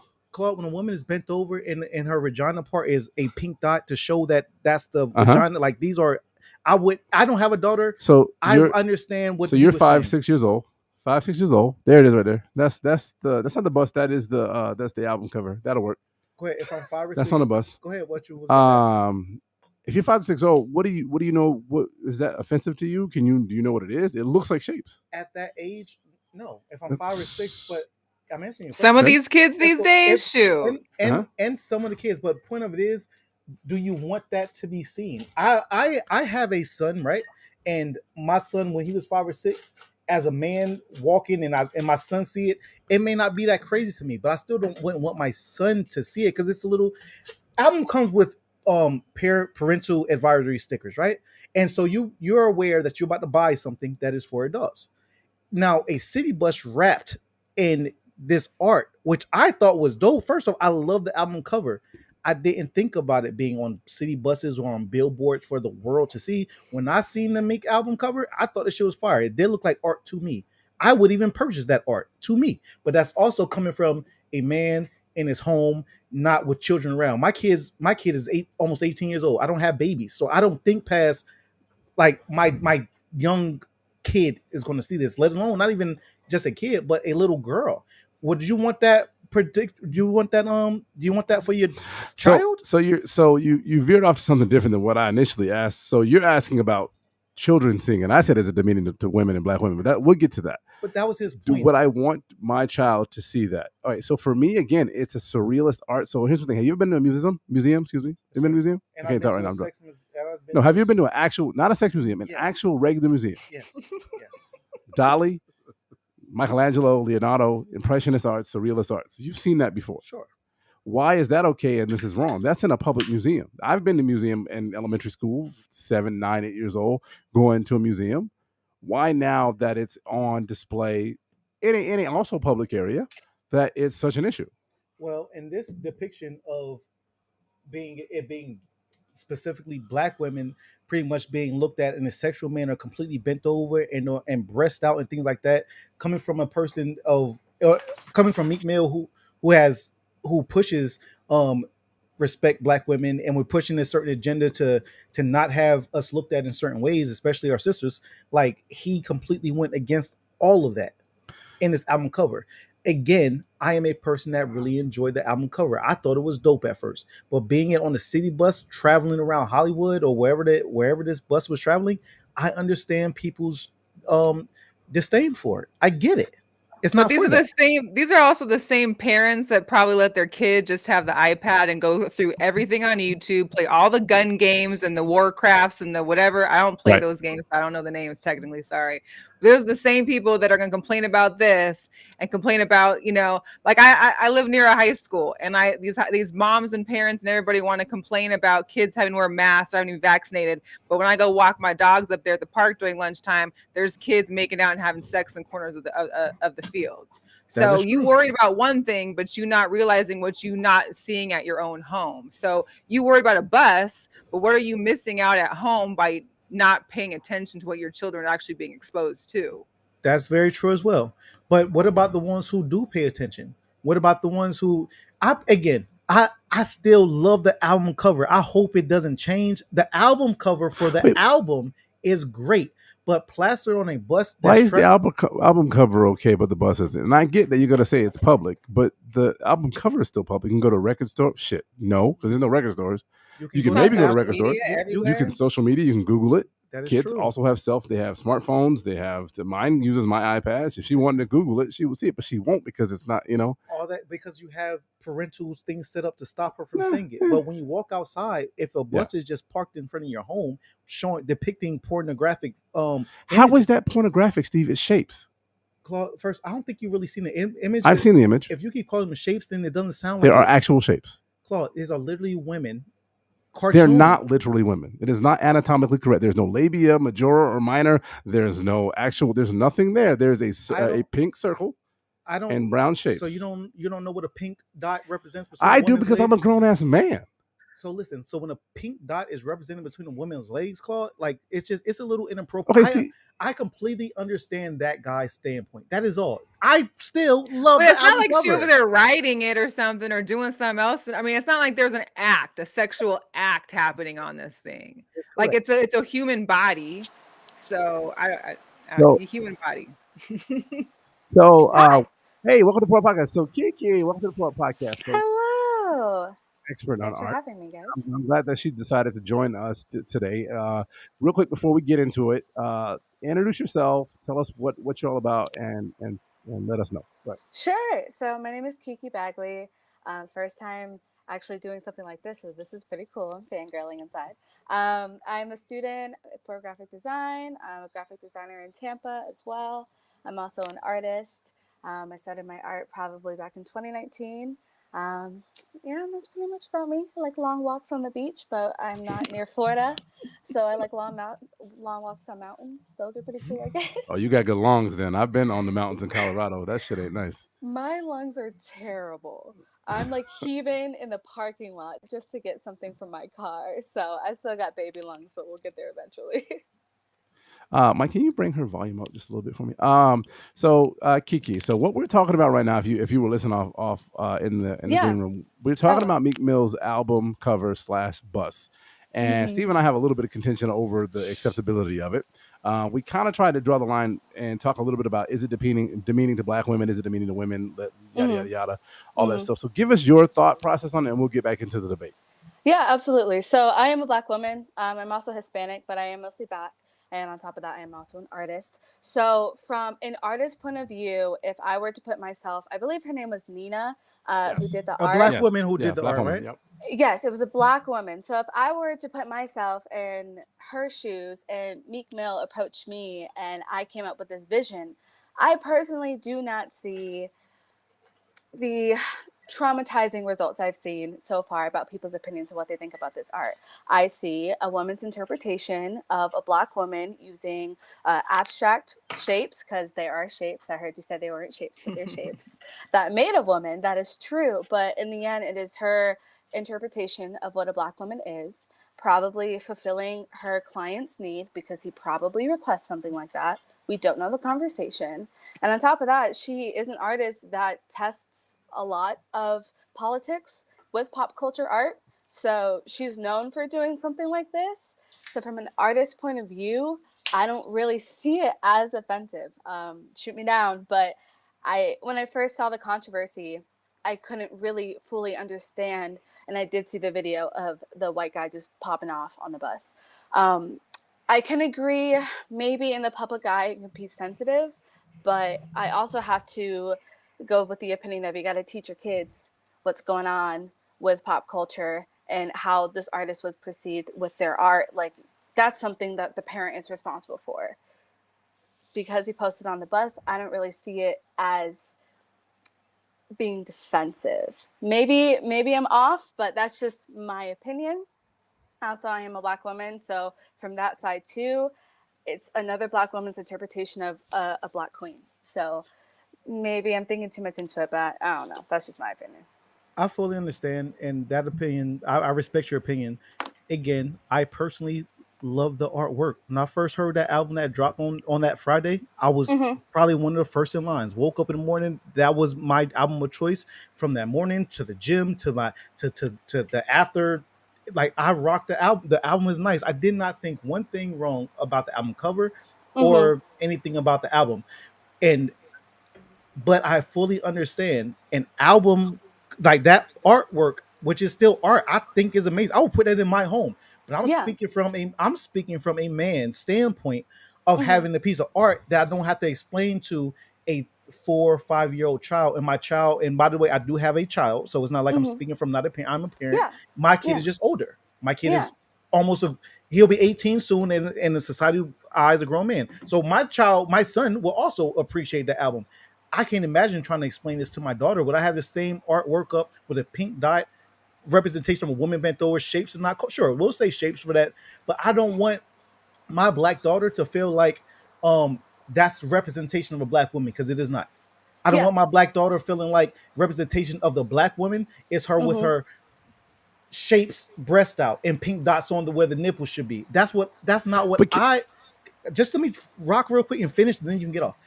That's not what I would want my Black daughter to see on a bus, just simply trying to walk her to school or the corner store. I understand what that I don't know his name. I hate to keep calling him a white guy, but that's just what he right. I don't know his name either. So He's John, the white guy. So the white guy.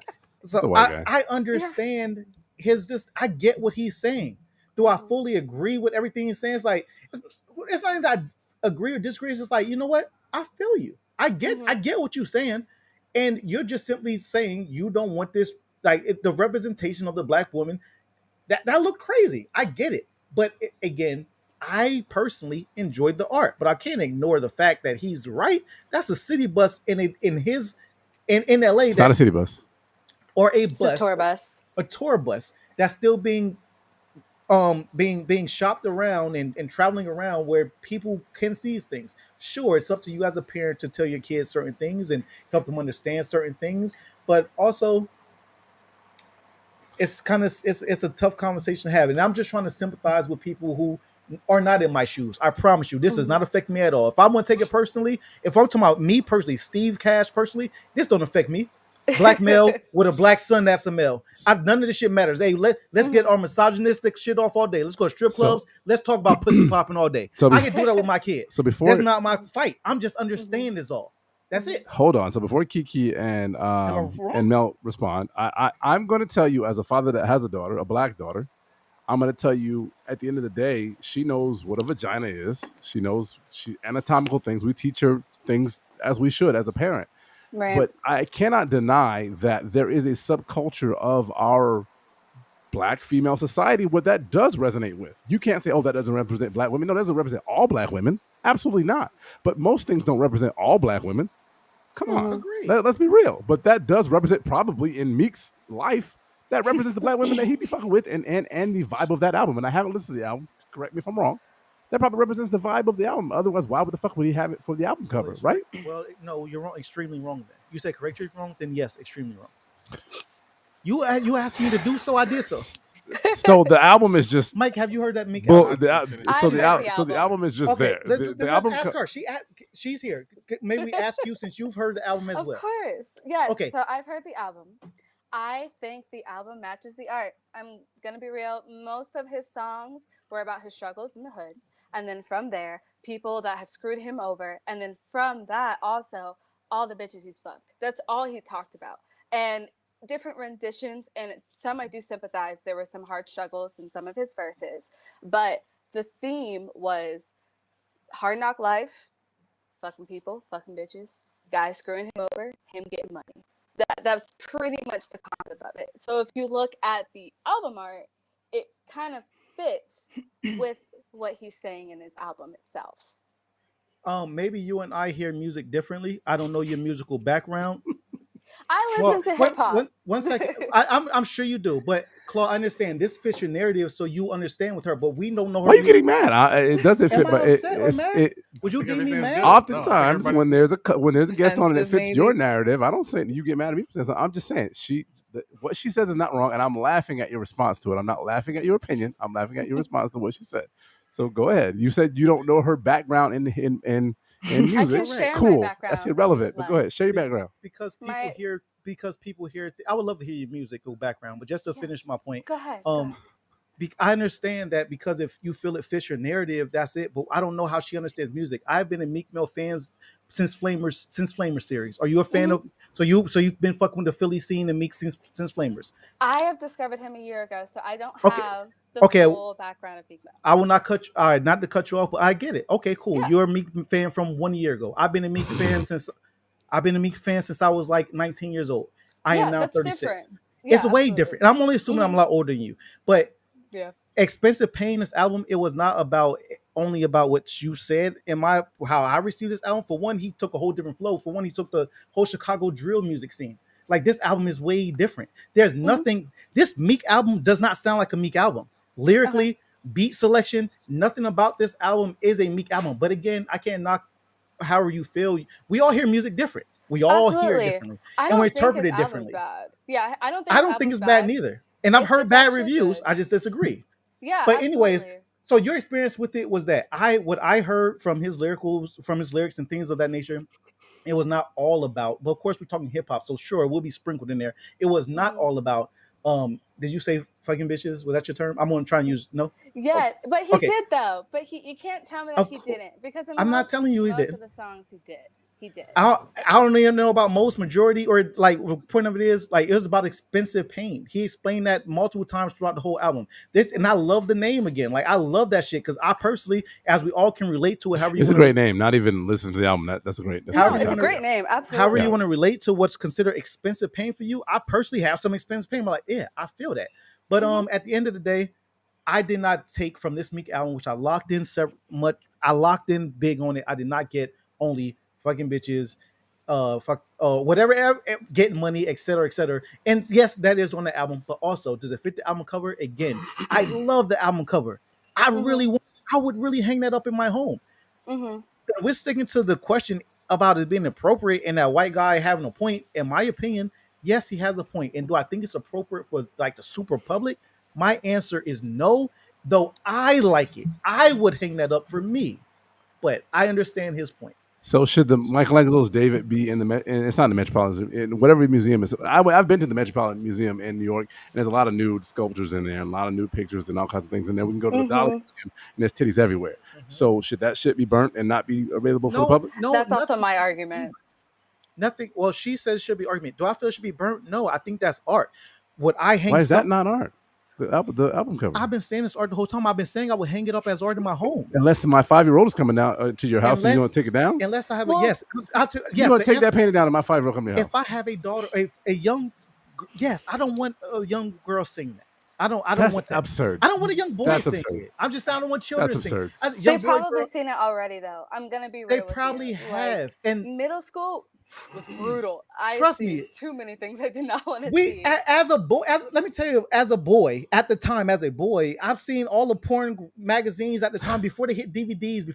Of course we know, and then things progress from magazines to VHS to DVDs. I'm just giving my lifespan, right? From magazines, VHS, DVDs to now in our cell phones. Yes, I get it. I understand, and I'm with it all. I'm glad I got to witness it all. I'm probably going to get loose tonight. But Steve, you're likening that imagery to porn? That's porn? But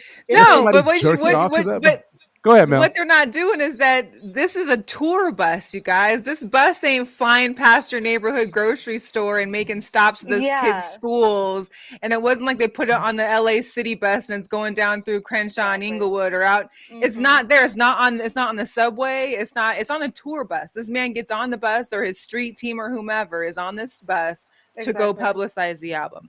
Not to mention, and it may age me a little bit too, but don't we remember like Two Live Crew and Uncle Luke? Of course. Yes. I mean, but don't you think his tour buses and stuff were a little crazy? And they actually had to be on tour buses. There was no flying around back then. Like Ice-T album cover had the woman with the Mac in the back. Like when why does that matter though if it's on his tour bus? He's not trying to pay. The city's not promoting it. The city didn't put it on a city bus. It's on his tour bus. It's the album cover. The difference comes because we involved, and when you know better, you do better. Back then we didn't have social media. Back then everything just the Two Live Crew that didn't reach past your home, because for one, as a child back in the Two Live Crew era, you didn't get that album in your home unless your parents brought it in. It wasn't on TV for you. Shit wasn't lit like it is today. Now we have the internet. Now people who didn't even know Meek album dropped, they only know about the tour bus because this went viral. Like that's it. Like things has changed. The game has changed, so you got to move with it. But we're also talking about rap. Like this has been around since the beginning of rap. And the thing is that you can try and censor the tour bus and a graphic, but how are you can't censor the music. And the music for me is 10 times worse than the actual art itself. Exactly. The music is definitely way worse than the visual art. I can agree to that. And again, kids can hear that at any place that's open. It could be playing at the barbershop your kid goes to get his haircut. It could be playing at the nail salon. It could be playing at the local, food truck place, the First Fridays, the art district. Like this music is everywhere. Your kids still gonna hear it whether they're seeing the picture or not. I prefer them to see the picture than to hear the music. I fully agree with you. And again, I personally enjoyed the art. This isn't even my fight. What he's fighting for and arguing about, it does not apply to my life at all. I simply understand. What I want my daughter or a young child to see this and like see the representation of the shapes, however you want to call it. Because then it's like I'm not ready to have for that conversation. But that's just me. I just understand. Is your issue more the representation of women or the representation of black women? That's kind of how we kind of started it off. It's not representing black women well. The issue which the white guy started with, and he even asked someone on the corner, is he asked black people, is like, is this how you like your sisters represented? Do you like this represent you? Do I like that image that it represents black women? I don't like that image that it represents women in general, I guess. Even though I like the album cover. I thought the shit was dope. When I first seen it, I was like, damn, that's just hard. I fuck with it. But then when he broke, I didn't think much past what I seen. I was just ready for the music. But because I like music. I like words. I wanted to hear his raps. That's what I wanted. I thought it was a dope album cover. I thought nothing of it. When that white dude pointed out his disdain for it, I was like, I guess you got a point. I feel you. I actually, you're right. I understand. What is his point exactly, though? Because he said a lot of shit in there, a lot of crazy shit. And I'm gonna throw out there. He's talking about some vaccinations and shit like that. When I heard that, turn it off. He said some crazy shit up in there. I was like, I'm no longer with you, sir. He felt, you're off the planet now. To my knowledge, he felt it was inappropriate to be driving down his neighborhood where he lived. He was jogging. I think he was jogging. Yeah. He can be skipping, jump roping. He just seen it down wherever he felt like in his vicinity, like he felt like it's not appropriate for the public wherever he was at. And I'm like, you're in the public, you got a point. You saying it's not representing black women well? I'm like, you got a point. There's not anyone else on that cover but black women being bent over strip club type shit. Even though I like what I like. Are there black women in strip clubs? No, it's not. But he's talking about. But no, are there black women in strip clubs? Yes, does it represent a subsection of women that do exist in this country or the world? Yes, of course. So it is representing black women that do exist and are proud of that part of their life that they represent. And it's not and I don't think that is a big deal. I don't think it represents black women poorly, because it does not represent all black women, and that's inherent. That's common sense. Because I'm sure down the road there's probably a law firm that has a beautiful black woman on the cover that representing her law firm, or How to Get Away with Murder with Viola Davis billboard down the road. It was Hollywood. So there's a lot of representations of black women probably on that street, that it's not just that particular. If it was only that bus and that bus is everywhere. Well, yeah, that's the risk that people gonna think this is only how black women are. Do you like that cover art? I think the cover art is dope. I love it. I have no problem with cover art. Personally, as I agree with it, that's just fire.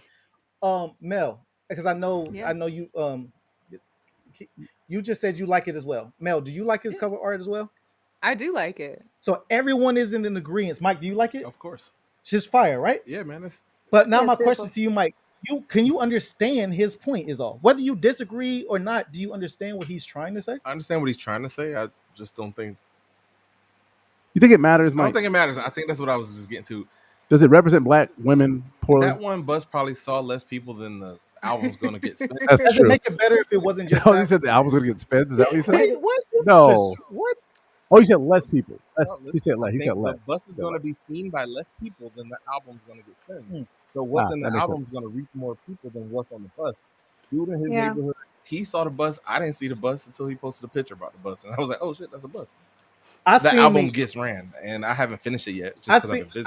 He just helped promote Meek's Mill album for him. That's what I was just about to say. It's all supposed to be controversy. They're supposed to do shit like this to rile you up, so you can check his album out and figure out what it's about.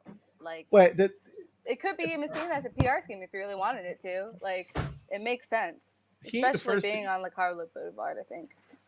He's not the first to use controversy, but I was also going to say that Ye even used his initial album cover for Get Rich for My Beautiful Dark Twisted Fantasy had a similar imagery art hip hop crossover, and they had to censor it, and it became controversy, so everybody talked about it. Exactly. The first bus I seen was actually in Philly. There's not just one bus. There's a bus just around. The first time I seen the bus in Philly, actually, not personally, but what I see online, I again thought nothing of it. I didn't even think about someone else's standpoint until I seen that guys had a problem with it. And all I felt was like, damn, I kind of feel you. You got a point. I can't tell you don't want to see this in your community. When he explained it, or even as height of his discussion or argument, whatever you want to deem, whatever you want to place on him, I honestly felt, I was like, you know what? Okay, you got a point. I still disagree. I disagree. I personally liked it, but you got a point. It's people can see it like in your neighborhood, and you don't want your kids and things like that, and it's poorly representing black women. I was like, damn, okay, you got a point. I get you. Can I ask something that we haven't really touched on and all about that? Sure. Do you think he was exerting a little bit of white privilege in that moment? I mean, explain how. Possibly. I don't know how. How do you mean? He might not be used to seeing the black body and the black female body in all its glory. Maybe. And he might be offended by it. The one thing that we know about black women is that I'm going to just say the black woman as the whole, when it comes to people like that, there is a potential. There's an overall offensive. They're too assertive. They're too loud. Their hair is too much. We know the stereotypes that come along with it. And maybe some white guy, and I don't know what his wife or his children look like. I have no idea. He could be married to a black woman for all I know. And that might have triggered him. But it's possible that him seeing the black female body in all its glory on the side of a bus might have triggered something in him that could be inherently due to his inexperience with culture. I mean, it's not common seeing a black woman like that, like in her glory, if we're using that phrase. It's not common, to be honest. In all her glory. Exactly. So especially, let's just say the bus was in a predominant wider area, and you don't see a woman bent over and she being black and like titties out and everything like that. I could see how it could freak some people out. Well, maybe freak people out is not the right term, but make them slightly uncomfortable because they've never experienced that. They were ignorant to that before. But now it's literally in their face. It's publicized. So they have to look at it. I'm just saying, what if this white guy was just trying to get his 10 minutes of fame? That too. He's like, hey, it's Meek Mill. I already know he's blowing out. Let me just get this video. I'm gonna talk to some people around here, and here's what we're doing. All of these things could be true. He could just be fronting just for the clout to get on and go viral. He could be, but does that not still raise a good question that he still posed? If those paintings were anatomically correct, right, and it was in a sexual pornographic nature, it's not art. I'm not talking about because let's just be honest, David's dick is all over children's fucking textbooks. Let's be real, it really is. So if it was done in a way that was every time you see that photo, by the way, of the David, is that what you're saying? Every time you see David, your mouth get mad wet every time you see that man penis for some reason. But I don't know, that's on you. Hey Kiki, help me if I'm wrong. Didn't the dick fall off once? Didn't it get broken off? It did, and then they had to put a new one back on. And you wanted to be there to catch it. You a wild indivial. But anyway, back to this. Back to your point. Why you got to be so vulgar? End of the day. That's not a buoyant dick. No. Full circle. That was full circle right there. Damn. Mel, you on top of it. At the end of the day, like I said, David's dick is all over children's textbooks and things of that nature. It's history. Maybe Meek's album cover will someday be history, and this will all be a moot point. Possibly. And I don't know. Like I said, I don't know that guy's motives. I don't know. Like Mel said, he could be just trying to get his 15 minutes of fame. They did David kind of dirty, though. With size, is that what you're saying? All I said was they did him kind of dirty. Why did they do him dirty? Maybe that was his true size. David. You stuck on it now, huh? David still not waxed or vaxxed. He's clearly not waxed. How close were you to know if you're not waxed? Super close, right in my face. I put it right on there. It might have been a tattoo on my cheek. It might as well have been. Thing around it. You can't get close. Anyhow. Oh, you tried? I'm familiar with the I am familiar with the statue. Actually 12. So on to our next thing. We were remiss if we did not talk about this before we got the hell up out of here. Dave Chappelle. We talked a little bit about Dave Chappelle. Did I get it? Did I get it? I thought that was a part of your like Dave Chappelle. I thought you was like. No, there was a bug. Y'all didn't see the bug flying? Am I tripping? Am I? What you drink? Y'all, I'm drinking a Surge White Claw. I was just kidding. I'm sorry. A Surge White Claw. Yeah, it's 8%. So a White Claw is going to be 4.5. They ain't pay you yet. Oh, I'm sorry. But I'm going to let you know, the drink, I won't say the name, it's normally 4.5% alcohol. It's now 8% alcohol. So I've had to cut myself down. I normally have about 6 of them every show. I'm cut down to like 2. It's White Claw Plus. Is that what they do in Tampa? Yeah. Yeah, it's like Disney Plus. No, this is not the proper representation of Tampa. No, do not Meek Mill bust us. 1/3 of Tampa. I'm about to blow it up to next week. Watch, I'm like, man, these guys in Tampa. They do not Meek bubbly Mill seltzers, the hard one. First of all, I was drinking my homemade drink called a Lynn Palmer. It consists of a shot of bourbon, White Claw, and cranberry juice. So it's that sounds delicious. Yes, thank you. I'll see you in the rest. Of course. It's not. It's nothing to send. It's literally what I just said. Okay, shot of whiskey. I'm gonna forget, so just you got to get another shot too. That I don't know if you're gonna want to drink the one that we're gonna have today, but it'll be fun. Anyhow, moving on to Dave Chappelle's show. Y'all, everybody's watched it. Everybody's got it in. Everybody got at least half of it in. I watched it. Yeah. Everybody got it. Everybody got it. Yeah, I watched it. All right, good. So Dave is kind of the uncancelable guy, I think. Right? Well, we kind of agree with that. He's kind of the uncancelable genius. I think he. Yeah. I think he could if he didn't cross any line when your comedic form is honestly he's making points and things and similar to the John Gruden shit. He always saying is where's the anger when it applies to us? Right. It's us. Where's the outrage? Where's the outrage? Where's the pumping your fists? Like where's the uproar? Where's any of that? Until it comes to that community and then everything flips. Right. You mentioned that community, get out of here immediately. Gruden was showing the fuck out. He ain't get out of here because it's racist shit. He got out of here when he started to offend the alphabet group. Right. Well, and it goes back, and we're 3 black straight men, as far as I know. I don't know that they're closet stuff. That's fact. You remember? Possibly. Mike is a bear. So as far as I know, so I cannot presume to speak in any intelligent way other than my experiences in life, my talking to my friends, my research about the LGBT community. But I do know that, when it comes to Dave's show, I don't think he's saying anything wrong. But so they tried. So y'all are familiar. I'm assuming y'all familiar. Y'all watched it. Y'all familiar? Yeah. Y'all watched the show. Are y'all familiar with the controversy, the alleged controversy? Yes. And I think it has a lot to do with what we talked about last week, which was cancel culture, right? Everybody gets so offended about something and they want to cancel that person, and it's this court of public opinion that's not rooted in anything that's tangible. And I think that it's kind of crazy because we go back to the John Gruden thing that we talked about earlier with Mel about how, like Steve said, John Gruden was saying all these interesting racist things, and he was allowed to coach on that Sunday, but it wasn't really until it came out about him being both misogynistic and homophobe that he was deaded, So and I think that's a common thing, and Dave talks about that in the show. Like it's a common thing. Y'all's thoughts on the controversy? Y'all can go. You know what, Mel, you go first. You haven't talked much in the last 20 minutes. Go ahead. Honestly, it's Dave Chappelle. Like, if you know Dave, I mean, I know how old I am, and I've been watching Dave since he first started. I've seen the Dave Chappelle show. I've seen all the, we know what Dave Chappelle brings. I thought you were like 24. Yeah, right. Change the numbers backwards. Flattery gets you everywhere. Flattery gets you everywhere. I'm older than all of you, I think. So you don't know how old we are. You were just talking about turning 36. I already hit. Wait till you hit 40. Let me know. Damn, I be forgetting when things I be saying. Y'all know. Yeah.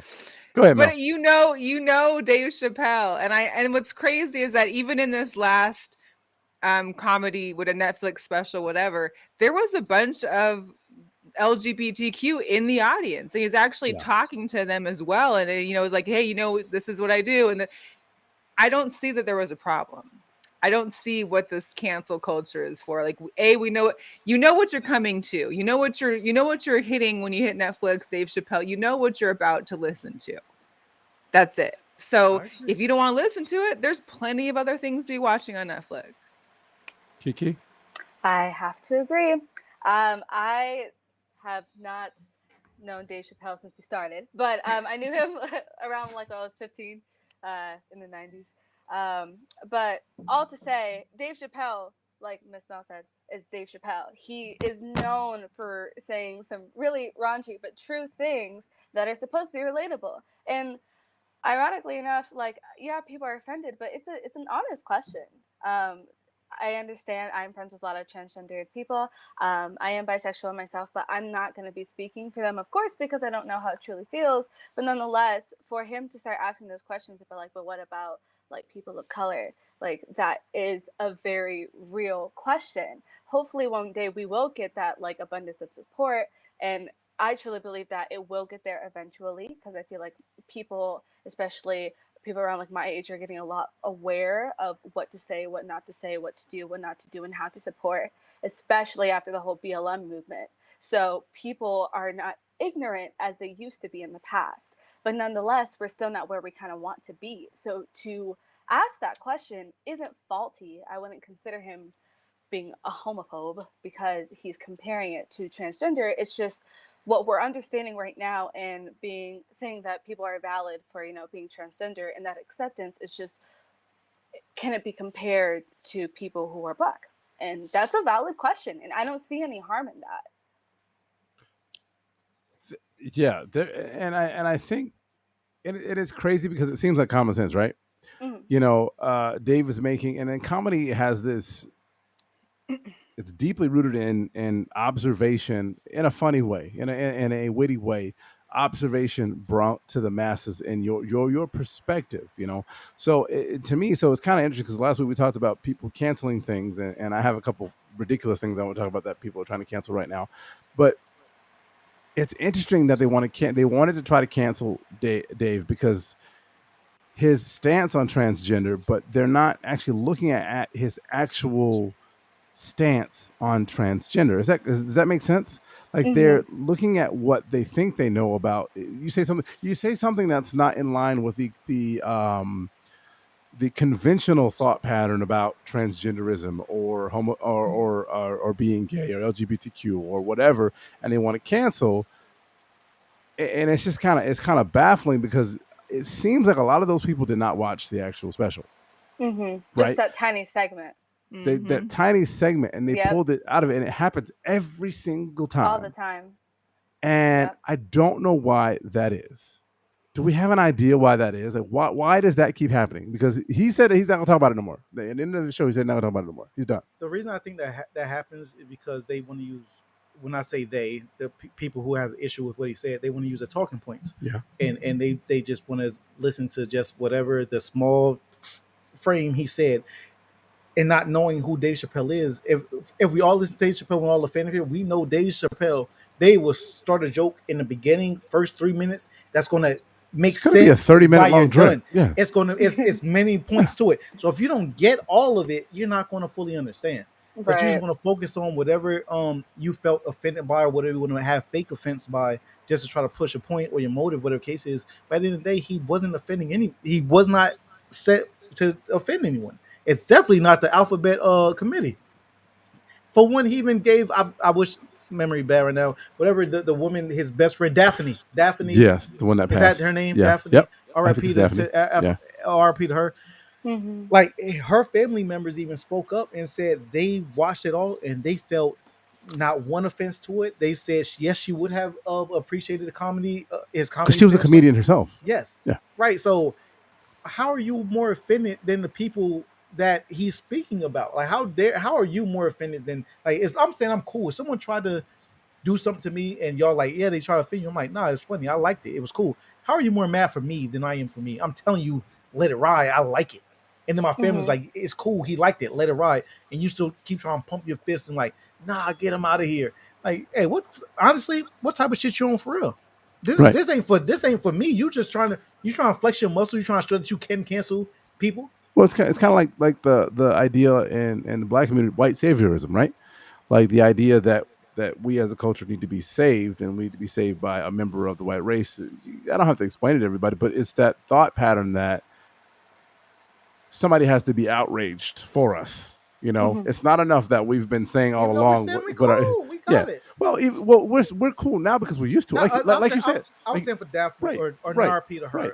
But no, but even that still stands for the black community too, because you talked about it before about John Gruden being racist. You're like, and we know. You surprised that a white man born in the 1963 in Ohio is a little racist? That's not, you know what I'm saying? That's not like surprise. So I think the idea is that like, you know, it's somebody has to kind of be there, kind of pumping a fist about something.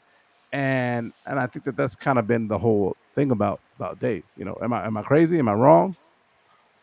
No, I don't think you are. I don't. I just think it's a whole cancel culture concept of just taking something that seems bold and maybe not a common question and change people's perspective. And that's probably what started this debate of is it homophobic or not for what he said. I don't think it is. Last week when we were talking about cancel culture, one of the things that did come up was the need for cancel culture, the good of culture versus the bad. And I kind of had a moment where I was like, I think it's awful. I'd rather not have it because it does do some good. Yeah, we get rid of eventually people like John Gruden. We get rid of people like the asshole in the apartment complex that was yelling at the people, doing the racist things, and hopefully this guy in Tennessee or wherever it is, that Mississippi or whatever, that's doing the racist comments in the music out in the neighborhood. Yeah, we'll get rid of those people, but how much good does it really do versus the bad, in y'all's opinion? Cancel culture. Could we really be without it? Yeah, I mean, Mel, you go first. I'll let you go first. I mean, I feel like cancel culture is such like the Gen Y or Gen Z thing now that it's Gen Zers. It just became overly popular to have cancel culture. Like now it's the rage. Like let's find something that we can tag cancel culture. I feel like has it helped in some ways? For sure. Does it seem to be more of like a no cap or whatever the in thing is to be saying for things? I just feel like sometimes it gets it goes too much on the whole social media thing. Like if it's actually working towards a better good, yes. If it's just to get more followers and get more views and get, more publicity for your own personal gain, then no. I could agree. I could agree. I definitely could agree. I think cancel culture in general, if it is someone who is truly, truly being very offensive, she deserves to be called out for it because what he or she is doing is not okay. That I definitely agree. And I feel like it's a lot more easier to be pointed out because we have social media now and everybody has cameras in their hands. So it's much easier to be publicized. But I feel that we have to be more cautious because we're afraid that we are going to get canceled just for expressing our opinion about some things. I don't think that everybody's going to be expressing the same exact opinion because nobody ever agrees on one thing. That's just how the world works. We don't have the same mind. So to cancel somebody because they if we're using the Dave Chappelle example, are asking, you know, a bold question, is that valid because he was just curious, because he was asking a question and probably looking for clarification, or maybe got us to think about something that we didn't think about before. It's getting rid of the ignorance. So do I think it's a good thing if they are truly doing something evil? Absolutely. But if you're just looking to cancel someone just because you don't agree on it, that's just how the world is. Like, are you just going to cancel every single person you talk to just because you don't agree? Then you're obviously not mature enough. Like, you have to be able to have a mature conversation, and you can agree to disagree and then move on and not hurt this person's career just because you didn't like what they said. Is there a thing, and I brought this up last week, is there a risk with cancel culture that where basically it's kind of the Wild West, right? There's nobody controlling it. And I guess Facebook right now is in the news because they're being kind of, somebody's trying to hold them accountable for their lack of control when it comes to opinions and views and things that aren't necessarily true out there. But because there's no control, right?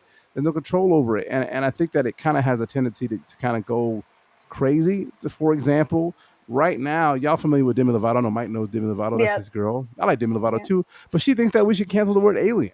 And, she wants the ETs. Yeah, right, alien. And what's crazy, when I first read that article, she said she should cancel the word alien. I thought she was talking about calling illegal immigrants aliens. That's what I thought too. Well. I thought that. This crazy chick is talking about actual potential fake, that we don't even know sign of life in space, but potential people that are out there, aliens. Because it's gonna offend Marvin the Martian. Yeah, he already blacking out also things against him, you know. Hey, Marvin the Martian was the shit. First of all, let's just. That's Mike's third cousin. Did you know that? There. Yes. Oh, you do know that's his third cousin? I got him. I got Marvin the Martian back here somewhere. Maybe do you really? Yeah, because Marvin was Michael Jordan's guy. Like they were tight. Oh, I thought that was a picture of Mike back there. Oh my god! It is. It is Mike. MJ. It's the GOAT MJ. The GOAT this MJ. is a GOAT. No, this is a GOAT ML. This is a GOAT Mike Lake. Like, what you mean? I don't know about that one. Well, you do know about it. You on his show, Mike. You like, hey, talk your shit. Hey, you ever heard of salt and pepper beer? Hey, look at this man's face. Put your face closer. See his face. Mike, can you zoom in? I love the support. Put it right up to the camera. Put your face in this. Yeah, no. So that's kind of crazy, right? Like, she wants to actually cancel the word alien, and that's, to me, people like her in that particular example ruins cancel culture to me, because you're gonna cancel the word cancel. Like, should we also be canceling, like, fucking, I don't know, gravity, because Sir Isaac Newton says that, you know, I'm attracted to mass, which is basically saying I'm attracted to big ass, some shit. Like, are we trying to cancel gravity now? Mass equals big ass. Yes, to you. That's what mass. If it is a large mass, I am attracted to. That's what it said. Kiki says she agrees. She understands why you thought ass was. You know, we're canceling gravity now. Gravity is canceled. It's a stretch, but like I agree with the example that you provided. I can make under cancel culture. I can make a fucking case for it, and that's that's just the craziest thing about it. But yo, that's crazy. Did y'all have any other questions for our guests? Let's let them pop off while I make these shows. Oh, actually, no, they no, they don't have to. I have something. Never go ahead. Sure. Let's talk about art for quick, Kiki, if you don't mind. What's the last piece you made? Like, what's your baby you working on right now or have completed? I am currently working on another piece. I actually don't really have themes to my pieces. I just make whatever I feel. That's like the most artistic thing to say. But I'm currently developing maybe a piece about nature. That seems to be the piece. I'm really more into being in tune and being mindful and being connected and a very spiritual person. So all my art has to do with something along the spirit that I'm going through in my life right now, in my journey, since I currently moved to a new place. So I should be done with that in a couple days, maybe, cross my fingers. I also have real life, like work and bills and school and all that stuff kind of gets in the way. So, but I should be done in a couple days. So, go ahead. So that was motivates you when you come to creating a piece. Like, all right, let's talk. I would like to ask you about something you're not currently working on, but something you've already completed. Yeah. Whatever you deem, whatever. If I'm being introduced to you, I'm like, okay, yeah, you're an artist. I would like to see your favorite piece. Assuming that you have a favorite piece of artwork that you completed, what would you show me, and what's the name of that art piece? And I also would like to, I know it's a 3-part question. Yeah, you're fine. What made you think, like, what gave you that motivation to complete that artwork? My favorite one, I actually have a poster right there. It's called Mother Nature. Goodness. Okay. It sounds so hippie, but I'm a bit confident about it. I started the piece when I was in quarantine because I couldn't go out anywhere. So that's where I really started questioning just what to do in my life and my career because I had nothing to support me at the time because I got let go due to COVID. So I was a huge discoverer who I am and as a person, and I discovered I wanted to be a graphic designer and a digital artist. I spent about like 7 hours on that piece, and it's just where I wanted to be versus where I was. I was in quarantine, so I couldn't go outside. I couldn't do anything. I was just stuck in my box. So instead of being stuck, I kind of just made my own little fantasy land and developed what I thought in my mind was, and I drank, listened to music, and created what I created. Was that 7 hours consecutive, or was that 7 hours, like let's say, spent over that? Because 7 hours could be a month process. It was consecutive. Of course, I had like my bathroom breaks and I had lunch, but it was consecutive because I had nothing else to do. So instead of just watching TV, I decided to test where I was with my skills because I haven't created in so long, and then I ended up developing that piece, and it's actually one of my favorites. Nice. Can you show that right now? You say it's next to you. Absolutely, yeah. Oh, I don't know if you guys can see it. I don't really have the best lighting, but it's upside down. So that's what it looks like. Where can we find that? Do you have multiple? I do have multiple. So my Instagram is called Cosmos Collections. I'll just send it out to you. But I started it in 2019, and I have shirts, hats. I made hoodies. I made tie-dye hoodies. I made tie-dye shirts. I do posters, phone cases, all that fun jazz. So any accessory that you can think of, I pretty much make it. And from there, just hopefully people can buy my stuff. Nice. I like that a lot. I'm definitely going to check it out. Mel, I do have a question for you. No, Yes. thank you for sharing. Before you go to Mel, I have a quick question for Kiki. Could you do a piece of us three, the Pour Up? Could you do a piece? Tell me why. I was thinking about that when I was listening to your podcast. I was like, I should do something for them as a thank you. Yes. So and you know what? If you did it nude, I would definitely put it on a bus too. Yes, absolutely. I'll make sure to make it abstract. Make sure it's floating. Make sure it's buoyant.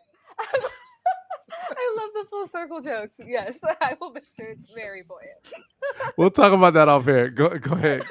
No, I do have a question for you though. Being that because I do not I know there are many, like millions of females into sports.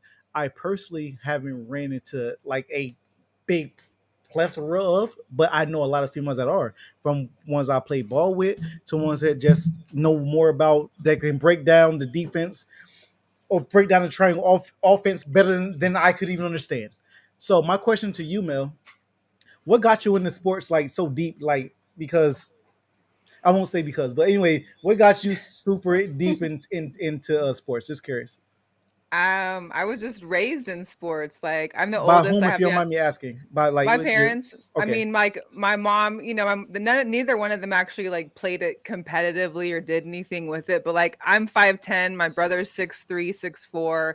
We just always were the tall kids, even at young age. So we were usually playing basketball. My dad was usually coaching us. My mom was shooting hoops with us. We got into t-ball, into softball, baseball. Tried soccer once, hated it. We did karate, like anything to keep active. And this, of course, was back in like the 80s and 90s. There was no social media and computer. I mean, we didn't do all that. You went outside and played. You went to the community center and had a team that you balled with every day. And then Sundays it was football. We watched football all day Sunday. Like that's what we did as a family. So And where'd you grow up? In Seattle. Oh, so you're from Seattle. So okay, so that makes more sense. I'm from Seattle. Okay, cool. Okay. How was it? Did you have a big family, like siblings, like brothers? I have a younger brother. That's it. Just me and my brother and my parents. Yeah. I mean, like I remember being like in probably either like 6th or 7th grade. We would drive, and my dad had a van at the time. We would drive down to the Kingdom.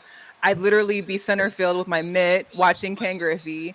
And like we did that. I mean, we were at Sonics games all through high school. It's just I was just raised around. I knew that when I was in 8th grade, I wanted to go to University of Washington. I wanted to be a Husky. After seeing like the Huskies play Michigan and play Miami back in those late 80s, like I knew I wanted to be Husky. Like that was where I wanted to go to school. Do you feel a way that Ice Cube had the best day against the Supersonics? I'm just curious. Like, are you bothered because when Ice Cube had the best day of his life, he kind of tore the Supersonics up? Not that really, because Eazy-E had the Seahawks hat on too. Okay, so all right, so that's your out, that's your bill. That's I was just curious. Plus, we. Also, I'm sorry. I have two more. I have two other things to ask you. First off, of course. Of course. Who is the best? Matter of fact, I'm not going to ask you who is the best. I want to know right off the rip. What does Sean Kemp mean to you? Oh man, listen. We used to skip school to go see them play. There was a time when they were building the Coliseum, when they were building the old home of the Sonics, Key Arena. They had to play what we call we'd call it the Wood Shack in Tacoma. They had to play in the Tacoma Dome. So we used to skip school to get down to Tacoma to watch these games. I mean, Sean Kemp was everything. I mean, Sean Kemp, Gary Payton. I mean, Detlef Shrimp, Kendall Gill, Michael. That's Cage. crazy. You know what? The best. You beat me to it. I was honestly going to break down that the offense or the team of Seattle back then, because everything you're saying, I was a big Sean Kemp, Gary Payton, Detlef Shrimp. But they used to call Claude Deadlift Shrimp. They still call him Deadlift Shrimp. But neither here nor there. That's about something else. It's Deadlift Jumbo Shrimp, actually. Get it right. I feel like you added words. You added things. It's Jumbo Shrimp. No, it was Jumbo Shrimp. No, that's a long nickname. Listen, young Shrimp Daddy. Listen, it's not about you right now. Listen. The buoyant shrimp. I can't get over that. I'm sorry. The minute I heard that, I could not stop laughing, and now it's like literally stuck in my head. Good, I'll make you a shirt. The buoyant shrimp. You need a shirt for that, is what you need. Bro. We'll make it. You gonna add the buoyant shrimp to your nickname list? No. Yeah, you will. My AKA has got to be buoyant shrimp now. AKA the buoyant shrimp. It has to be. You have to Chill out, Kiki. It does not have to be. But Mel, back to this one, bro. It's ratified. Back to the Supersonics. I can never name the next two. I can always get obviously Kemp, Payton, elite Shrimp, or I'm sorry, not Shrimp. Shrimp. Top 5 of Seattle. Give me who was the other two? Michael Cage was before. It was Ray Allen was there. It kind of depends on which team, because he was towards the end, but he was still I'm not there. Counting Ray. I don't want to give you Ray. That don't count for me. Kendall was there. Kendall Gill was there. Okay. And there was. Was he at the 4? Was he at the 4? He was there on the same time. I remember going games. Was a power forward? He was a 3. Okay, so he was a 3. Okay, cool. He wasn't a 4. He was a 3. But he big. Because Kemp was 4. You're and then we had Kemp also switched to the 5 at times. Yeah, he did. That's what's kind of throwing me off a little bit. But we also had Steve Scheffler back then. I don't know if you remember Steve Scheffler, the chef. He was the chef. He would come in, when Kemp would get in foul trouble or whatever the case may be, we'd have the chef walking through there to have a little extra body. Okay, so no, you're 100% correct, and honestly, that's what I remember from my childhood.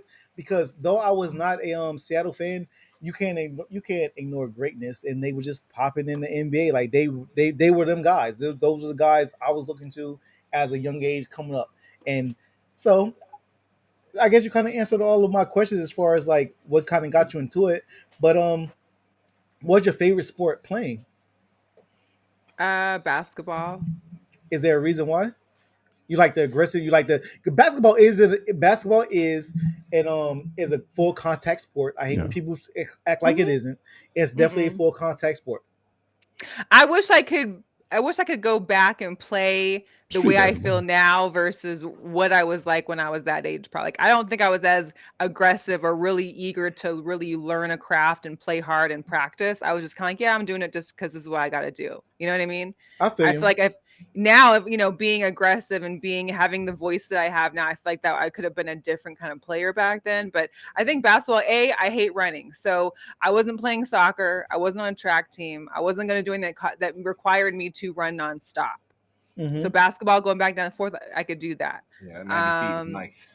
Yeah, it's nice, except for when it comes to lines. When you got to go start doing lines, that was when you were like, can you come wrap my ankle, please? And you get some, you'd make sure you bow out real quick. But all the excuses. That makes all the sense to me.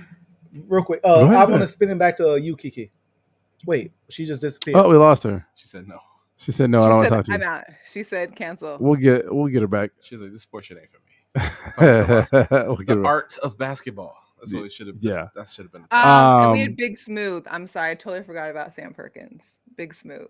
So did we want to? Oh, there she is. She's back. Yeah. You definitely gotta give you gotta support Big Smooth. Mm-hmm. Wait, is she back? She's back, but there's a blank screen there. So did you have other questions? Yeah, I was ask Kiki a question if she's there. There she is. Kiki's fridge. Oh, she got food. The art of food. Magnets. Well, we keep talking till she shows open the screen. See what's up. That's that. Till she realizes she's back on the show. Man, I do got a question for you, man. You played in high school, maybe college, high school? High school. I played from like when I was like 10 or 11 till about through high school. Is there a certain player, whether you know the name or not? I'm just curious because it's funny to me right now that just they just was washing you, like you couldn't do nothing with them. They had your ass in the paint. They boxed your ass out. Nothing you could do with this individual player. I mean, I was always a defensive player. Like I remember fouling out at most like half my games my freshman year. What's wrong with you? I was the person that was like, I was Dennis Rodman. Yeah, I guess my freshman coach called me the vulture. Jesus Christ! Are you still that way? Are you still as aggressive? Because I know you said you wish you can go back. Wait, that's crazy. I probably could be. Mel, I don't know. How the hell you want to go back to be more aggressive when you felt out every game back then? What you about to do? Fight? I'm saying like I wanted to. I wish I would have taken more time to actually learn the craft and actually be good. Like for my height, I could have maybe done a little better than. I mean, I wasn't taking it seriously. Senior year, I had to quit basketball because I really didn't even go to school that much because I didn't have any credits I needed to get. Really, I was already accepted to college. Like I was like, screw it, everything. Like I'm done. But I wish I would have taken time to. Maybe I would have went to a community college. Maybe I could have done something else. But I was over it. Do you? I think it sounded like you wanted to go out like Sprewell. You want to choke a coach? You want to put your hands on the coach? I don't think there was a coach that I wanted to choke, but I do know that there was these two twins in our high school that were phenomenal. I remember Shalina and Bethany Martos. These girls balled out. When I say like the twinisms, like they. That's the original Twin Towers to you? That's the first Twin Towers you ran into? They weren't towers. They were guards. They were point guards. Oh, shit. You ran into the twin duplexes? You let the twin duplexes condos? smoke you? Yeah, you let the two condos smoke you? Come on. You were 4. They won. No, but I'm saying like that's. I'm not saying about smoking me because I mean, really, that's what the names I remember from when I was in school. Like they went to my school. They were on my team. You still dream about them? No. They in your dreams still smoking in your dreams. Wake up like D-Wade. I'm just playing. I'm kidding with you. You had a question for Kiki? Kiki, are you with us again? Did you go to the fridge? She's frozen. Oh, there she is. We can see you moving. Can't hear you. Can't hear you.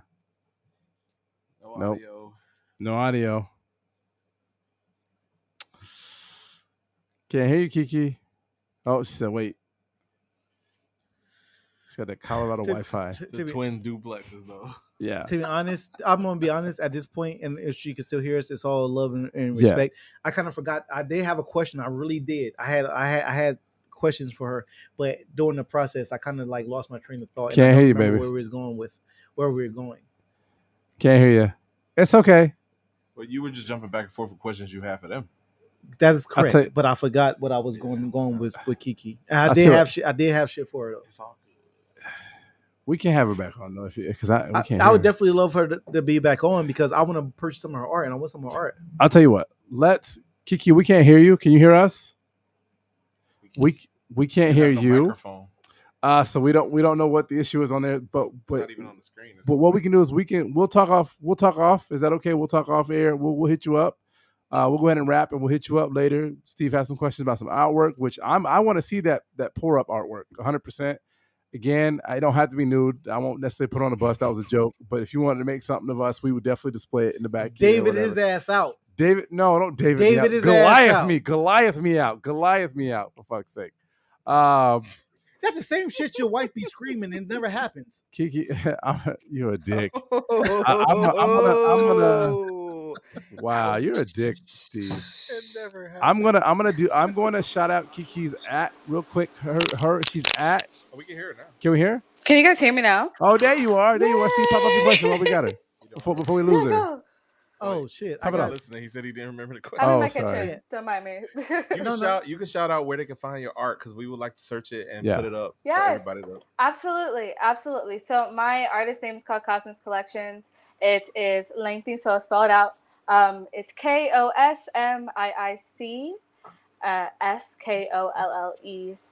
SKOLLECTION. So basically, Cosmics Collections. It's long. Cosmic. Yeah, We'll put it on our IG. I'll tell you guys. Yeah, no worries. Are you going to be back for the? You moved to Colorado, right? So you're not in Tampa anymore. Yes. Are you going to be coming back for any of the AS for Arts events? Or are you in Colorado? I mean, if I had the abundance of money I could get, I would absolutely say yes. But unfortunately, I cannot. So I'm going to be there probably around May. I know there's an event that my friends are thinking about throwing, so I'm probably going to be helping them out then. But besides that, I'm crashing here for a little. We love and appreciate you. We appreciate you coming on the Poor Podcast. We will definitely get out your art. We'll get it out. We'll put it on our IG. We'll make sure we'll get it out. Everybody knows about it. And we'll talk to you off about it. I'm serious about the art, and I think Steve is too. We're serious about that. We'll definitely get at you on that. Thanks, Miss Mel, please give us your promo, anything you got going on, the episode you dropped yesterday, and we'll get you in there. Go ahead. It's at Girl Chat Sports, all one word, GIRLC. I don't even know how I'm spelling right now. So you got me drink wine. I don't do this. We got you on the screen. We got it on Girl the screen. Chat Sports is right there. It's on. You subscribe to our YouTube. We've got a Facebook page. We got a Facebook sports group. Men and women are very able to come. We just talk about all sports. It's not just about women in sports. It's women talking about sports. So you can find us on Instagram, Twitter, all at the same tagline. All right, ladies. Well, we appreciate you being on the Poor Podcast. Go ahead, see. Yeah. Yep. I'm looking forward to your art, Kiki. Mel, get in the kitchen. You. Wow. Come get these feet. I don't want your feet. You better put your feet on me. I don't want your feet on me. No, that was earlier her response to you. Saying she wanted you to rub those feet. Oh, you're correct. My bad. Actually, you look like a foot rubbing motherfucker. Y'all know right? I mean, you got the height for it, so. Oh my God. That is true. Pass on the feet. That is true. Damn. That's very true. I love feet, though. You know me. I'm a weirdo. I love feet. No. I put a foot in my mouth. I want to highlight her joke. I like that a lot. Yeah. Wait, how you know? You don't know how you know my height? Listen, I'm 5'10". I can gauge someone's height just by where they stand, in relation to something else. But my heart big. How tall is Mike? Mike probably like 5'9". Damn. Exactly. How tall am I? I'd say like 6'1.5". No, I'm 6'5". Nope. 6'5"? Oh, yeah. I can't. Oh my God. Yeah, I'm slouching. Anyhow, it's all leg. It's all leg. I know that you guys have made my night. Apparently, thank you for that. Will you finally make your wife's night for once? Yeah. Whoa. Listen, these ladies go. So make this drink. Listen, Claude been called the Night Slayer for a long time. The Night Slayer because it's not a rapist. I don't like that. That's like fucking. What was the like guy he on in SVU England? or something? Listen, right? Blackster. What was the guy in England that killed all those people? Jack the Ripper. Something like Jack the Ripper. Jack the Ripper. Listen, and I'm not feeling that. They call Claude the Night Slayer. His wife anyway. They call him the Night Slayer for a very long time, and it's not because he slays everything, but he ruins the night. Will you let these ladies go? Will you let your? All right, I'm sorry. No, stop it. All right. I hate you so much. Thank y'all so much. Thanks, guys. Now, honestly, I do want to say this, and while y'all are both still here, Mel, I will start with you. Thank you so much for having a great sense of humor and getting it. Thank you so much for fucking with the Poor Podcast and understanding. Kiki, thank you so much for even wanting to put your art on us. We definitely I can't wait to see what you come up with. I have more questions for you. I had more questions for you, but we kind of hit our mark, so we're gonna lock in again. So hopefully you're down to lock in with the Poor Podcast another time. Absolutely. Yeah, both of you are welcome at any time, and we'll definitely be reaching back out. This was about Kiki. This was her moment. I'm sorry. Don't Kiki. try to split it with Mel. Sorry. Mel, she had her moment. Let's focus on Kiki. Spiteful little man. Jeez. Well, damn. Hey, I'm about to eat this mushroom and get on my Mario shit when you hear the that's what when Claude I did. get bigger. That's what Claude did. Exactly. Claude had a mushroom in his bitch. No, yeah, so just I know this is off topic. We do a sneaker drops on our each one of our episodes. And let me get the baby feature. I need baby. Listen, there was a new sneaker that was getting dropped. I want to say there's new dunks coming out, I think, towards the end of the month or next week. But the sole of it was like 3 inches. Like it had to be like 3 It's all you. It was so bad. Like, I don't know you. if you can see this picture, but you can't. It's a little blue. Like the sole is so bad. I'll send you into your guys' DMs. Like it's literally it's meant for short men. It's completely meant for short men. Let me get them up off. Look, I'm gonna send it to you now just so you have it. On the low, send me the link. I need that link on the low though. Don't do it on the pod, but on the low, just send me the link. Nah, the whole group's gonna get it right now. The whole group gonna get it. I'm looking for that link. You know what I'm saying? Kiki, we all appreciate you. I'm looking forward to the artwork. I'm looking forward to it all. And I definitely want to buy some of your, I want to get into more of your art situation because I got other questions. Thank you. We'll have you back. We'll actually have you back on. I'll check the schedule and we will actually schedule something to have you back on and we'll feature you 100%. And if you do when you do the Poor Pod, please, we need everyone in natural forms. Do not try to give Claude the extendo. We need everything to be what it is. I get a win one episode and he don't like it. I get a couple wins one episode and he don't like it. It's okay. I'm usually losing every time. Again, I will echo and we will let y'all go. Mel and Kiki, 100% appreciate you being on the Poor Podcast. Mel, we appreciate you drinking on the Poor Podcast. I don't know what you was doing, Kiki, eating a sandwich or something in the kitchen. We appreciate whatever. Thank you, ladies, for being on the Poor Podcast. We will let you guys go and enjoy your Thursday nights. Thank you for being on Tampa's best pre-Friday pregame party, the Poor Podcast. Y'all, peace out. Mel, I salute y'all. Thanks for supporting Squid Games. It's a fire thing. Thanks for being a part. Goodbye. Tell your uncle I said I appreciate him. Make sure you draw him on a stool, okay? Hey, Mel, you a fucking homie. I got jokes for days. We can go at it. No, we definitely go back in. I'm locking. I appreciate it. It's all love. It's all love. Thank you for understanding jokes, y'all. Y'all be safe. I'll see y'all. Yes. That shit was hard, yo. I really love sense of humor, yo. Yeah, man. That was dope. Girl Chat Sports and Kiki, I forget her IG right now, but she was at the she was at the AS for Art event that we were at a couple weeks ago. You want to bring in my segment real quick while I make the drink? I could. Yeah. Oh, it's like that long? Yeah, it's shit. Claude got a whole thing planned. Let me see what he. All right, so I guess we're talking about it. Claude finna make what Claude about to do. All right, let's see what. I can see, bro. I thought you was angry. This is what I was trying to worry about.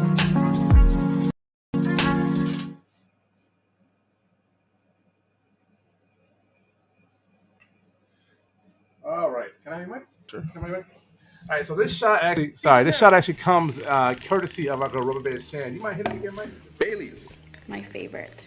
Hit that little bit. Yeah. One more time. Gross. Blue Crew. I got it, bro. Thank you, sir. All right, Mike's mic real quick. All right. So this shot is called the Alien Brain Hemorrhage. It's courtesy of Rubber Band Shan, homie Rubber Band Shan. It's got peach schnapps, Bailey's Irish Cream, Blue Caraco, and Grenadine. It is also in honor of Miss Demi Lovato, who thinks that word alien should be canceled. So if you let it roll here, it'll actually show how it's made, and I'm going to make it for you guys here real quick. Wild behavior. Shut up. Not you. They wanting the word alien to be canceled. That's wild behavior. Is it been picked up or? She's a child star. Your mic? No, he got it. He got it going up there. Man, shit. Called spilling. He's still. Demi's a child star. You are drunk, yo. She's from the era of Disney stars like the Justins and Britneys and all that. So you shouldn't be surprised at her off the court shit is wild. Yeah, That's pretty much normal for all of them, except maybe Justin. Mallory, No? there you have it. The alien brain hemorrhage. No, that's a fact though. She was in the shits with them. I don't know what the hell I want to talk about. I like the guests that we had on today and the support that Girl Chat Sports is giving Shift Division Media. Salute to Guru and Guru's views. Thank you, Claude. You said it there. It has been dope, and I think I want to see a Girl Chat Sports collabo with OG Sports. OG Sports, yes. Yeah, I want to see a Girl Chat OG Sports. So Mel, if you're still listening, I think y'all two should come on over here with OGs and y'all chop it up about sports and all that, because we ain't the sports guys. We are not those sports guys. Now, these are definitely one of the most unique, interesting, yes, or unique. We use that word as well. One of the most unique or / interesting shots, Claude, drinks, what Claude that you have made.